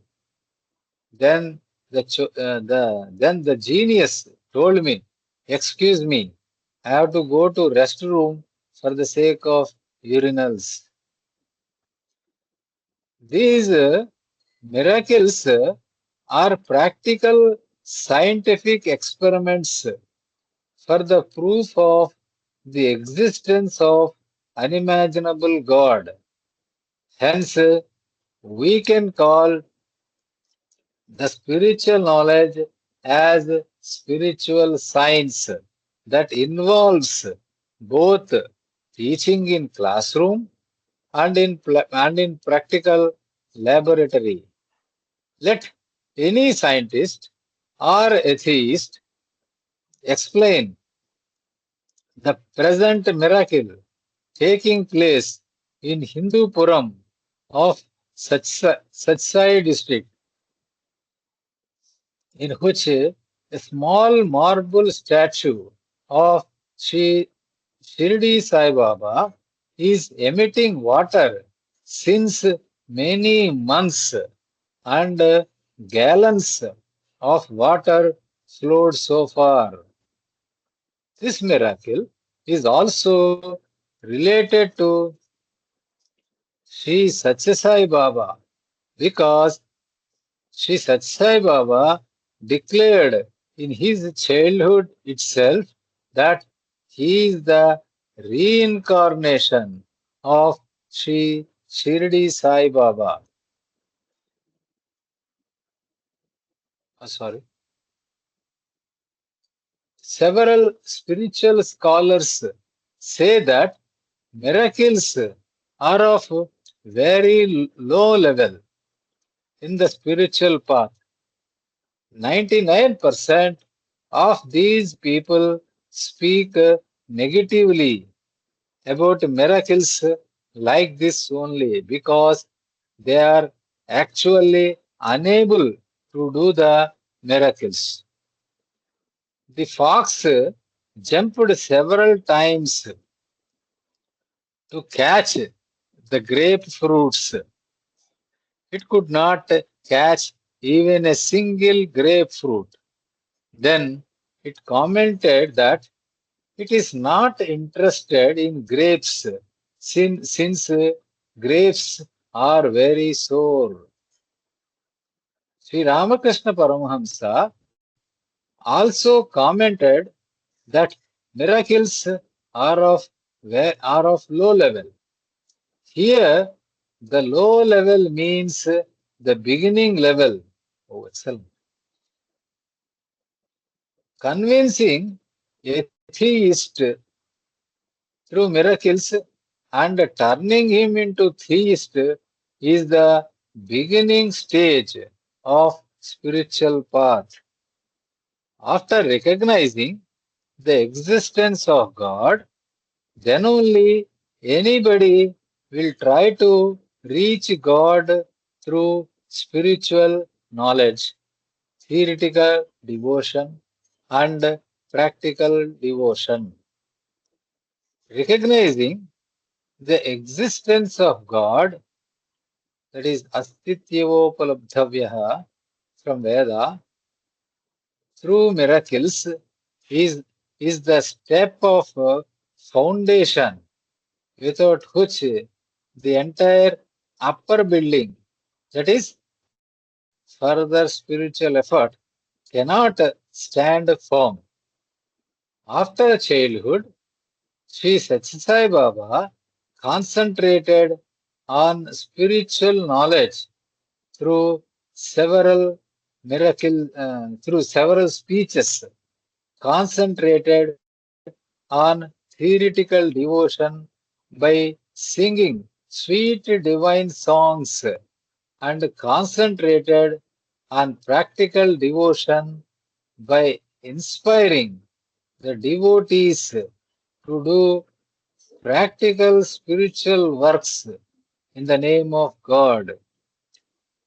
A professor teaches PG classes, but if necessary, he can also teach the LKG class. Let us give the following tribute to Sri Satsai Baba on his holy day, on this holy day. Let us give the following tribute to Sri Satsai Baba on this holy day, that is on his birthday. O Satyasai, O Nityamai, Kaivalyadayi, Sahyadrishayi, had you not come in correct time in this Kali age, all temples would have become shopping malls. This world would have been destroyed by atheism. So that completes this excellent message. So it's almost 8 o'clock. So I will stop here for Bhakti Ganga. And Namaskaram Swami. Namaste. Pada Namaskaram Swami. Namaste. We shall start the Bhakti Ganga.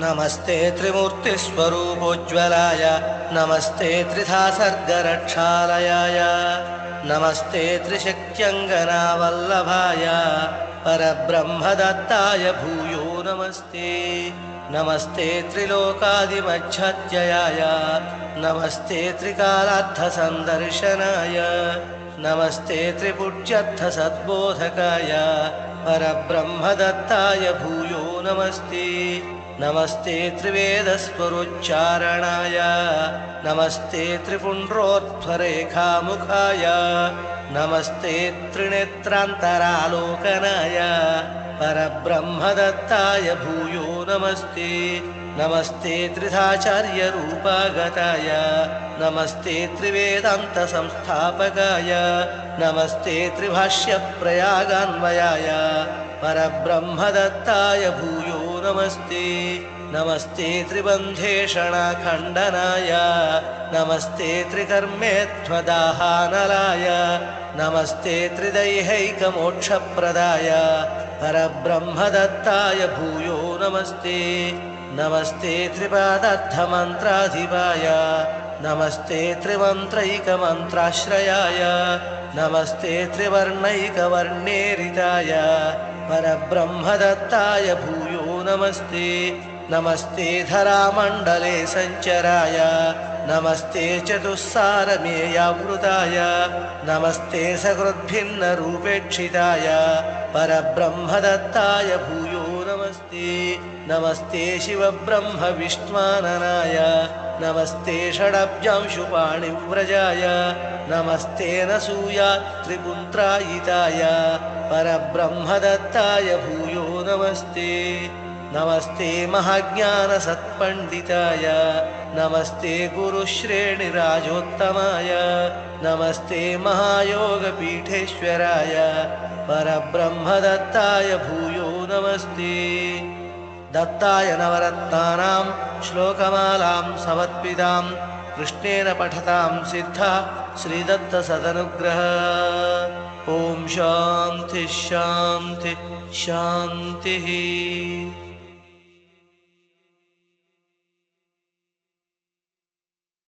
दत्तात्रेयं दत्तात्रेयं दत्तात्रेयं को जानाति दत्तात्रेयं दत्तात्रेयं दत्तात्रेयं को जानाति ब्रह्मर्षिर्वा देवो वा स्यात् दत्तात्रेयं को जानाति दत्तात्रेयं दत्तात्रेयं दत्तात्रेयं को जानाति पूर्णविनोदं मायालोलं मूलस्य मूलम् अनूह्यतत्वं सद्गुणदुर्गुणलीलाकेलिं ब्राह्मणोत्तमपि चण्डालं च दत्तात्रेयं दत्तात्रेयं दत्तात्रेयं को जानाति परमकठोरं बाह्याकारं करुणासागरमन्तःसारं निन्दास्तोत्रैरलिप्तमेकं क्रीडयन्तमिह कृतावतारम्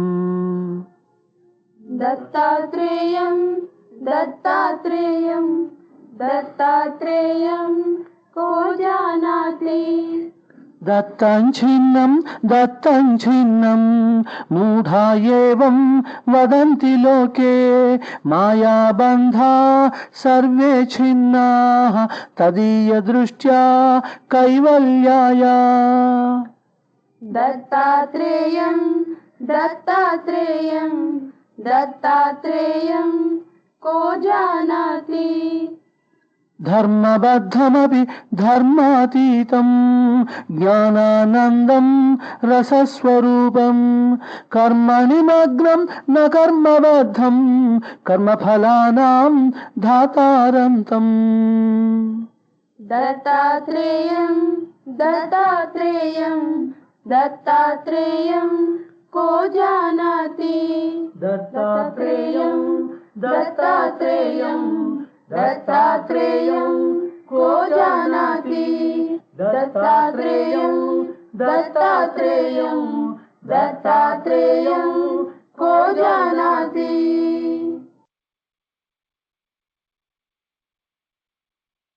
दीपावली ज्ञान दीपावली दीपावली भक्ति दीपावली अद्यैव कृष्ण स्मरणं श्वप्रभृत्येव कार्तिकमासः चन्द्रशेखरस्य अभिषेकः दीपावली ज्ञान दीपावली दीपावली भक्ति दीपावली हृदये मृण्मय पात्रे ज्ञानदशां निधेहि भक्तितैलेन पूरया गुरुदत्तबोधज्वालया दीपय दीपं स्वामिने तव जीवितमेवायन् दीपः दीपावली ज्ञान दीपावली दीपावली भक्ति दीपावली संसार एव नरकासुरः స్వామి ప్రేమైవ సత్యభామ సంసారరతిరమావాస్య అజ్ఞానమేవ గాఢాంధకారః భక్తిగీతాన్యేవ దాహ్యాని దాహ ఏవ భజనయోగః దీపావళి జ్ఞాన దీపావళి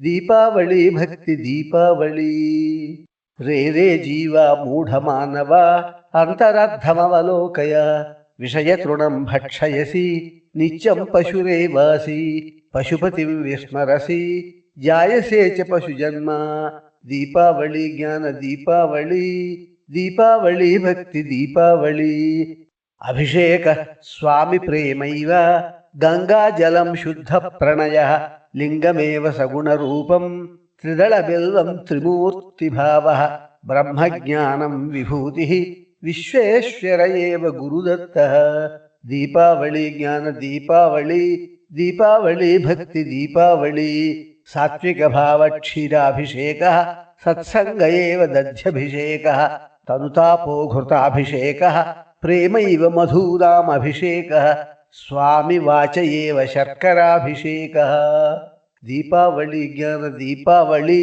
దీపావళి భక్తి దీపావళి నారికేళ ఫలం తవ శీర్షం తస్య భేదో వేదాంత చర్చ తన్మధు సలిలం తే ప్రియభావః అర్పణమేవ తస్యాభిషేకః ద్రవ్యయజ్ఞే సారాంశ ఏవ జ్ఞానయజ్ఞ ఇతి జానీహి దీపావళి జ్ఞాన దీపావళి దీపావళి భక్తి దీపావళి నానాఫలరసాభిషేకః సర్వకర్మఫలసంగత్యాగః కర్పూర నీరాజనమేవ స్వామినే తవ మనోదానం శివరతిరేవ సౌరభగంధః నైవేద్యమేవ తవ ఆత్మార్పణం దీపావళి జ్ఞాన దీపావళి దీపావళి భక్తి దీపావళి దేవదేవాయ తవ దేహః వామదేవాయ తవ వాచః ఆదిదేవాయ తవ అంతరంగః అర్పణమేవ శివారాధనం ఏకైకక్షణ కార్తీకమాసః ఆనంద ఏవ అమృతాభిషేకః దీపావళి జ్ఞాన దీపావళి దీపావళి భక్తి దీపావళి దీపావళి జ్ఞాన దీపావళి దీపావళి భక్తి దీపావళి దీపావళి జ్ఞాన దీపావళి దీపావళి భక్తి దీపావళి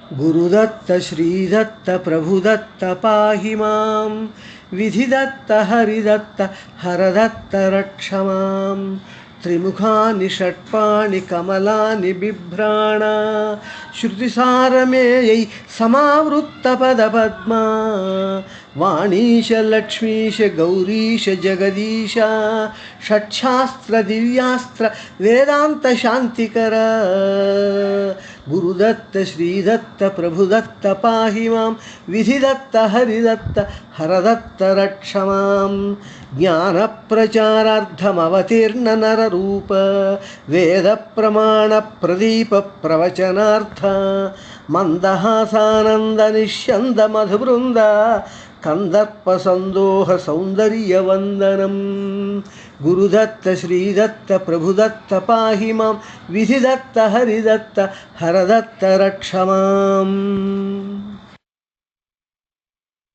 గురుదత్త స్వయంభువే శ్రీదత్త విష్ణవే ప్రభుదత్త శంభవే నమో వేదాంత విభవే ధియాం నళినీనాం ఉదయ భానవే శ్రితానాం సాక్షాత్ కామధేనవే అనసూయా ప్రియ మధ్యసూనవే వేదశునకావృత చారుజానవే గురుదత్త స్వయంభువే శ్రీదత్త విష్ణవే ప్రభుదత్త శంభవే నమో వేదాంత విభవే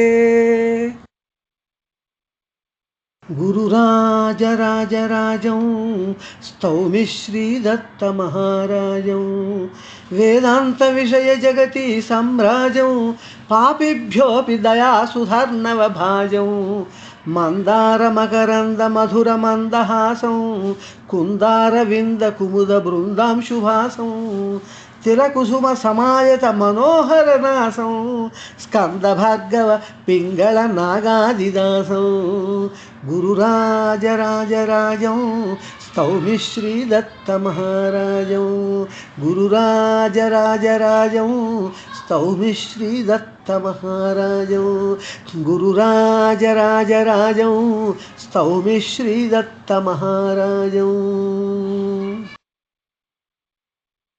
कालभैरवस्वामी त्वमेव मम खलु रक्षा काशीपुररक्षणमिह करोषि नयनस्पन्दैः अर्धचन्द्रासिनैककरे छिन्नमस्तकेन चापरे कालाञ्जनाम्बर कालकायच्छायाभिः महाश्मशानसञ्चारविहारा कालभैरवस्वामी त्वमेव मम खलु रक्षा विभूतिमध्यकुङ्कुमबिम्बफालेन उभयभुजविवृतकालकेशजालेन नीलकुसुममालिकावलय हारेण आकलितोऽपि करुणार्णवत्वां न भजे किं काशीविश्वनाथं दत्तमहावतारम् अर्धचन्द्रासिनाच्छिन्न मस्तकेन करद्वये संहारभैरवं वन्दे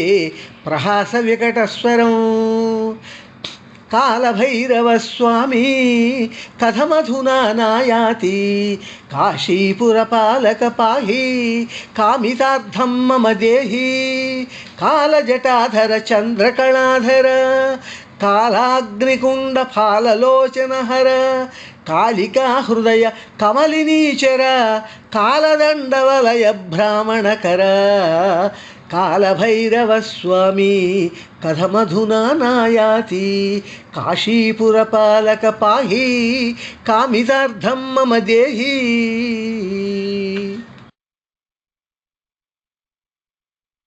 कामये कालाग्निशमनं कालकालं करुणालवालं कालभैरवं मायाजालं मदिरालोलं मुनिजनपालं महाभीकरशूलं पिङ्गळजटाजूटं पादोद्धावितखेटं गर्जनोज्ज्वलविस्फोटं प्रस्थानमहार्भाटं शिरश्चन्द्रखण्डं फालाग्निकुण्डं भ्रामितकालदण्डं कम्पमानजगदण्डं देहोद्धतज्वालाचण्डं क्रोधपिण्डं भस्मीकृतभुवनभाण्डं कामये कालाग्निशमनं कालकालं करुणालवालं कालभैरवं कामये कालाग्निशमनम् आकाशादागतं शुद्धं धर्मदेवी समुद्धरम् अधर्मकलिदैत्यघ्नं कल्किदेवं नमाम्यहं श्वेताश्ववाहनं नीलं मृगाङ्कमिव चन्द्रगं चञ्चद्विज्जुल्लताखड्गं कल्किदेवं नमाम्यहं कलिदूषितभक्तार्ति छेदताम्राक्षवीक्षणं दृष्टं कलियुगान्ताय कल्किदेवं नमाम्यहं शम्बलक्षेत्रसम्भूतं विप्रविष्णुयशस्सुतं महायोगेश्वरं साक्षात् कल्किदेवं नमाम्यहं साधुरोदनसञ्जात रोषकल्लोलसागरं चरन्तं वसुधां सर्वां कल्किदेवं नमाम्यहं महाप्रलयसंहार महोदग्रपराक्रमं कर्तुं सच्चयुगारम्भं कल्किदेवं नमाम्यहं कर्तारमपि भर्तारं हर्तारं जगतां प्रभुं त्रिमूर्तिरूपिणं मूलं कल्किदेवं नमाम्यहं दुष्कालनाशकं शूरं भक्तरक्षणदीक्षितं दशावतारमाधारं कल्किदेवं नमाम्यहं कल्किदेवाष्टकं कृष्ण कृतं यः पठति क्षणात् कलिकल्मषकष्टेभ्यः मुक्तो भवति निर्भयः कामेश्वरि मयि करुणां कुरु भीमेश्वरङ्कगतकरभोरु परब्रह्मसिंहासनासीने आनन्दामृतमधुरपाने समस्तजगदन्तरलीने बालिकेव भुवि लीलायाने हेलया चालयसि लोकं लीलया तारयसि शोकं शेमुषी मानयसि पाकं सम्पदा खेलयसि नाकं कामेश्वरि मयि करुणां कुरु भीमेश्वराङ्कगत करभोरु कनक किङ्किणी क्वणित चरणे मणिरञ्जित मालाभरणे नासान्त माणिक्य स्फुरणे अरुणांशु कौशेयावरणे काञ्चीपुरपीठ विलासिनी विपञ्चिका क्वणित सुहासिनी मदकलभधीर गामिनी शशाङ्क शेखर कामिनी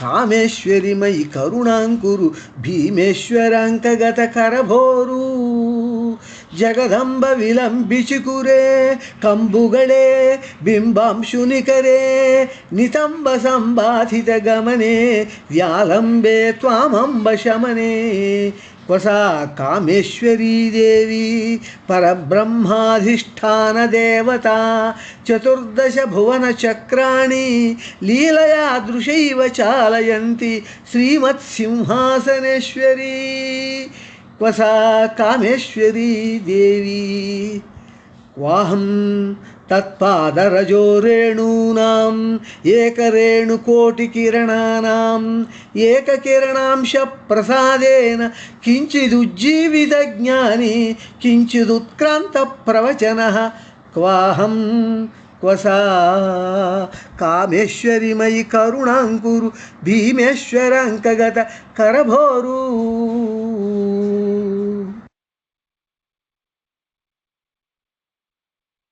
नमो नारसिंह विधूतस्मदंह नमो नारसिंह विधूतस्मदंह नमो नारसिंह विधूतास्मदंह नमो नारसिंह विधूतास्मदंह अहो पिङ्गलाक्षाग्निजाज्वल्यमाना स्फुरन्नासनिश्वास संहाररम्भा जटापावकज्वालिका दीप्यमाना नमो नारसिंह विधूतास्मदंह नमो नारसिंह विधूतास्मदंह नमो नारसिंह विधूतास्मदंह महाक्रोधवह्नि छटा विस्फुलिंगा नखैर्दंष्ट्रिकाभिर्महाघोररूपा महागर्जनोग्रध्वनिध्वस्तलोका नमो नारसिंह विधूतास्मदंह नमो नारसिंह विधूतास्मदंह नमो नारसिंह विधूतास्मदंह हिरण्यासुरप्राणनैवेद्यलोला रमादैवत प्रार्थनाक्षेपकोपा महाभक्तबालस्तुतिप्रीयमाणा नमो नारसिंह विधूतास्मदंह नमो नारसिंह विधूतास्मदंह नमो नारसिंह विधूतास्मदंह पुरो मङ्गलाद्रीशमध्योज्ज्वलस्य प्रपन्नार्ति सद्यो विमोक्षप्रदाता पराभक्तिमार्गैकसंसेव्यमाना नमो नारसिंह विधूतास्मदंह नमो नारसिंह विधूतास्मदंह नमो नारसिंह विधूतास्मदंह नमो नारसिंह विधूतास्मदंह नमो नारसिंह विधूतास्मदंह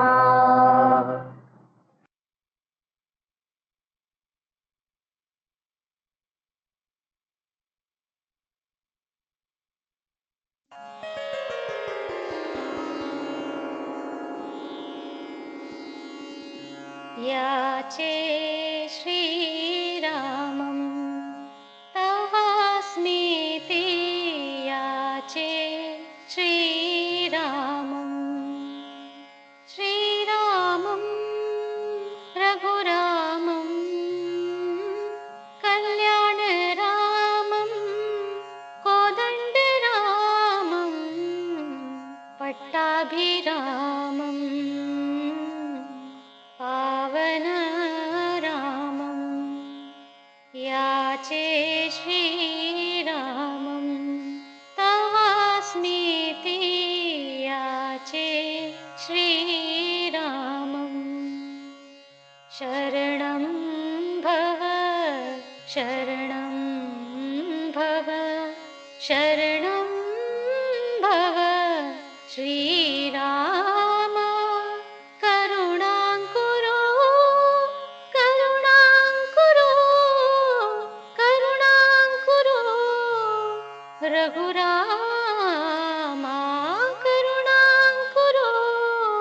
रघुरामा याचे श्रीरामं तवास्मीति याचे श्रीरामं तवास्मीति तनुविजितकामं हतदितिजस्तोमं नवजलदश्यामं मैथिलीवामं हनुमदर्चितं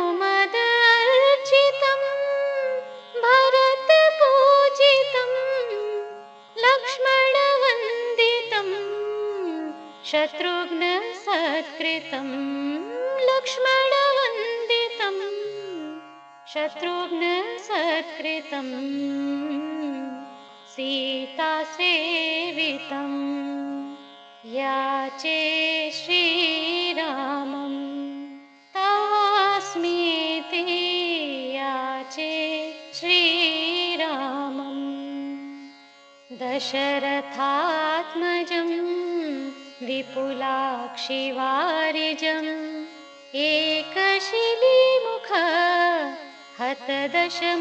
हतदशमुखभाजम् हंसारोपिता दिव्यशाङ्गकोदण्डम् आत्मना व्याप्त चराचरजगदण्डम् आत्मना व्याप्त चराचरजगदण्डम् याचे श्रीरामं तवास्मीति याचे श्रीरामं गौतमसतीशिला शापविमोचनं शान्तविलोकनान्त करुणामृतसेचनं बालशरदम्बो धरांशुरोचनं स्फुरत्तरुणमीनायत विलोचनं स्फुरत्तरुणमीनायत विलोचनं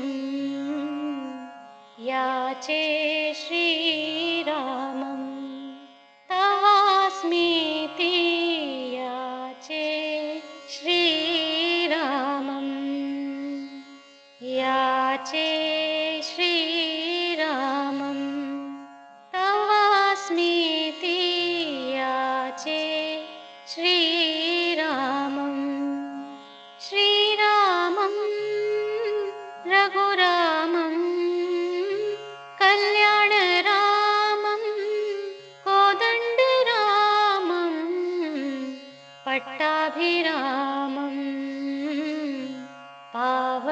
पावनरामं याचे श्रीरामं तवास्मीति याचे श्रीरामं शरणं भव शरणं भव शरणं भव श्रीराम करुणां कुरु करुणां कुरु करुणां कुरु रघुरामा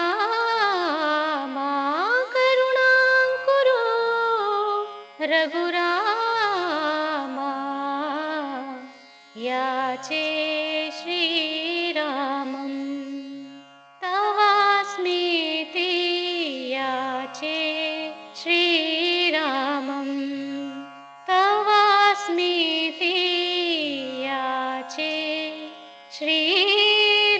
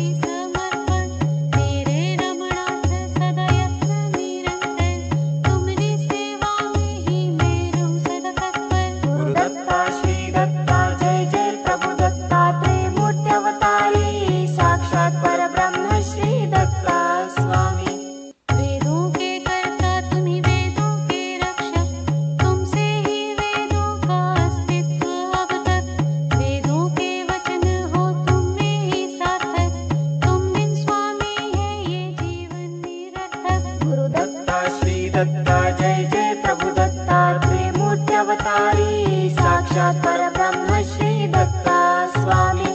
प्रज्ञान स्वामी का है मोक्षकारी, नष्ट करे सारे अवगुण हमारे। जितनी भी चाहे हो ईर्ष्या हमारी, फिर भी न छोड़ा हमें बेसहारे। गुरु दत्ता श्री दत्ता जय जय प्रभु दत्तात्रेय मूर्त्यवतारी साक्षात् परब्रह्म श्री दत्ता स्वामी। अहम में डूबे हम मनुष्य सारे, करते तिरस्कार प्रभु का हमारे। प्रेम से प्रभु सहते आरोप सारे, फिर भी हमें स्वामी गले लगावे। गुरु दत्ता श्री दत्ता जय जय प्रभु दत्तात्रेय मूर्त्यवतारी साक्षात् परब्रह्म श्री दत्ता स्वामी। अहम सोया बिन दत्ता को ध्यावे, अत्रि अनसोया वही मानव होवे। अंत समय में जो दत्ता पुकारे, पुत्र समान दत्ता दौड़े आवे। गुरु दत्ता श्री दत्ता जय जय प्रभु दत्तात्रेय मूर्त्यवतारी साक्षात् परब्रह्म श्री दत्ता स्वामी। छोड़े छूटे ना जो बंधन संसारी, बंधन छूटे जो पकड़े प्रीत तुम्हारी। चाहूं ना धन वैभव ना मुक्ति ही प्यारी, तुमरी भक्ति स्वामी संपत्ति हमारी। गुरु दत्ता श्री दत्ता जय जय प्रभु दत्तात्रेय मूर्त्यवतारी साक्षात् परब्रह्म श्री दत्ता स्वामी। यथा शक्ति यथा भक्ति चरण आरंभे, कर्म संन्यास कर प्रेम निर्धारे। कर्म फल त्याग कर भक्ति प्रमाणे, दोनों करे सो कर्मयोगी हो साबित। गुरु दत्ता श्री दत्ता जय जय प्रभु दत्तात्रेय मूर्त्यवतारी साक्षात् परब्रह्म श्री दत्ता स्वामी।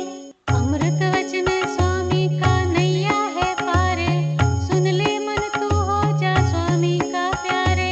स्वामी बिन है पैर पंगुम हमारे, स्वामी भजना हरे पीड़ा हमारी। गुरु दत्ता श्री दत्ता जय जय प्रभु दत्तात्रेय मूर्त्यवतारी साक्षात् परब्रह्म श्री दत्ता स्वामी। तुम रहो दाता सदा मैं रहूं सदा याचक, तुम रहो सदा मालिक और मैं रहूं सदा सेवक। काहू को डरना जब तुम हो मेरे रक्षक, तुम्हारी सेवा में ही जीवन मेरा सार्थक। गुरु दत्ता श्री दत्ता जय जय प्रभु दत्तात्रेय मूर्त्यवतारी साक्षात् परब्रह्म श्री दत्ता स्वामी। मनमोहक अति सुंदर अत्यंत प्यारी, आनंदाई स्वामी छवि तुम्हारी। दर्शन मात्रे तृप्त आत्मा हमारी, दृष्टि स्वामी की है चमत्कारी। गुरु दत्ता श्री दत्ता जय जय प्रभु दत्तात्रेय मूर्त्यवतारी साक्षात् परब्रह्म श्री दत्ता स्वामी। परिपूर्णतम साक्षात् परब्रह्म स्वामी, वेदों से परिवेद सार है स्वामी। अनूह्य अवतारी अचिंत्य स्वामी, मनुष्य अवतारी परब्रह्म स्वामी। गुरु दत्ता श्री दत्ता जय जय प्रभु दत्तात्रेय मूर्त्यवतारी साक्षात् परब्रह्म श्री दत्ता स्वामी।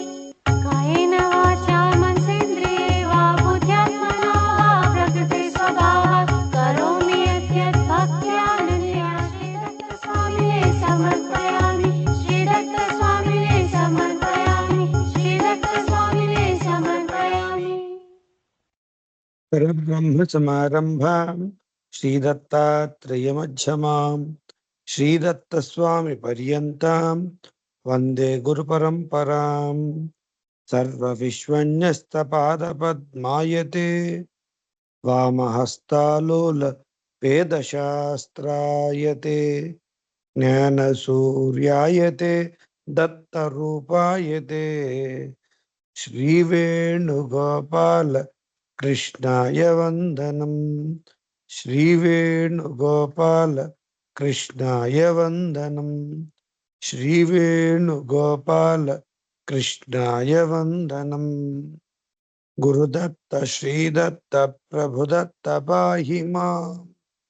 विधिदत्त हरिदत्त हरदत्त रक्ष माम्।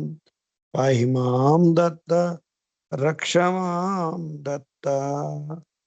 స్వామి నమస్కారం స్వామి. నమస్తే.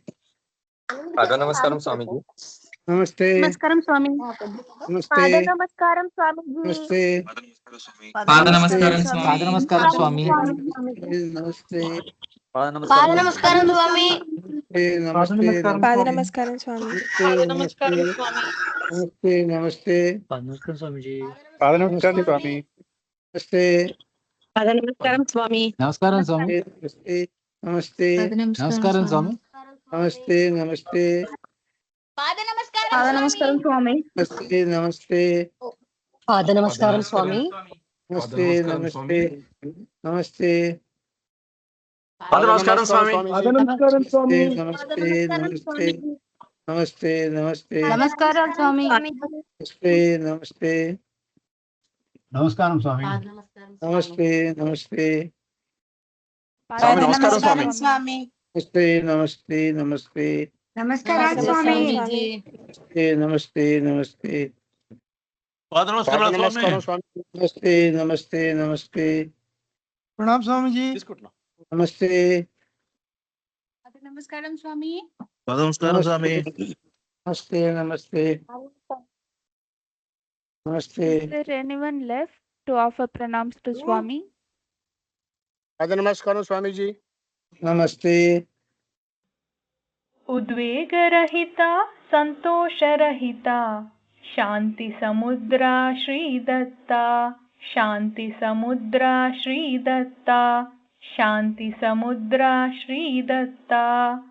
ओम शांति शांति शांति.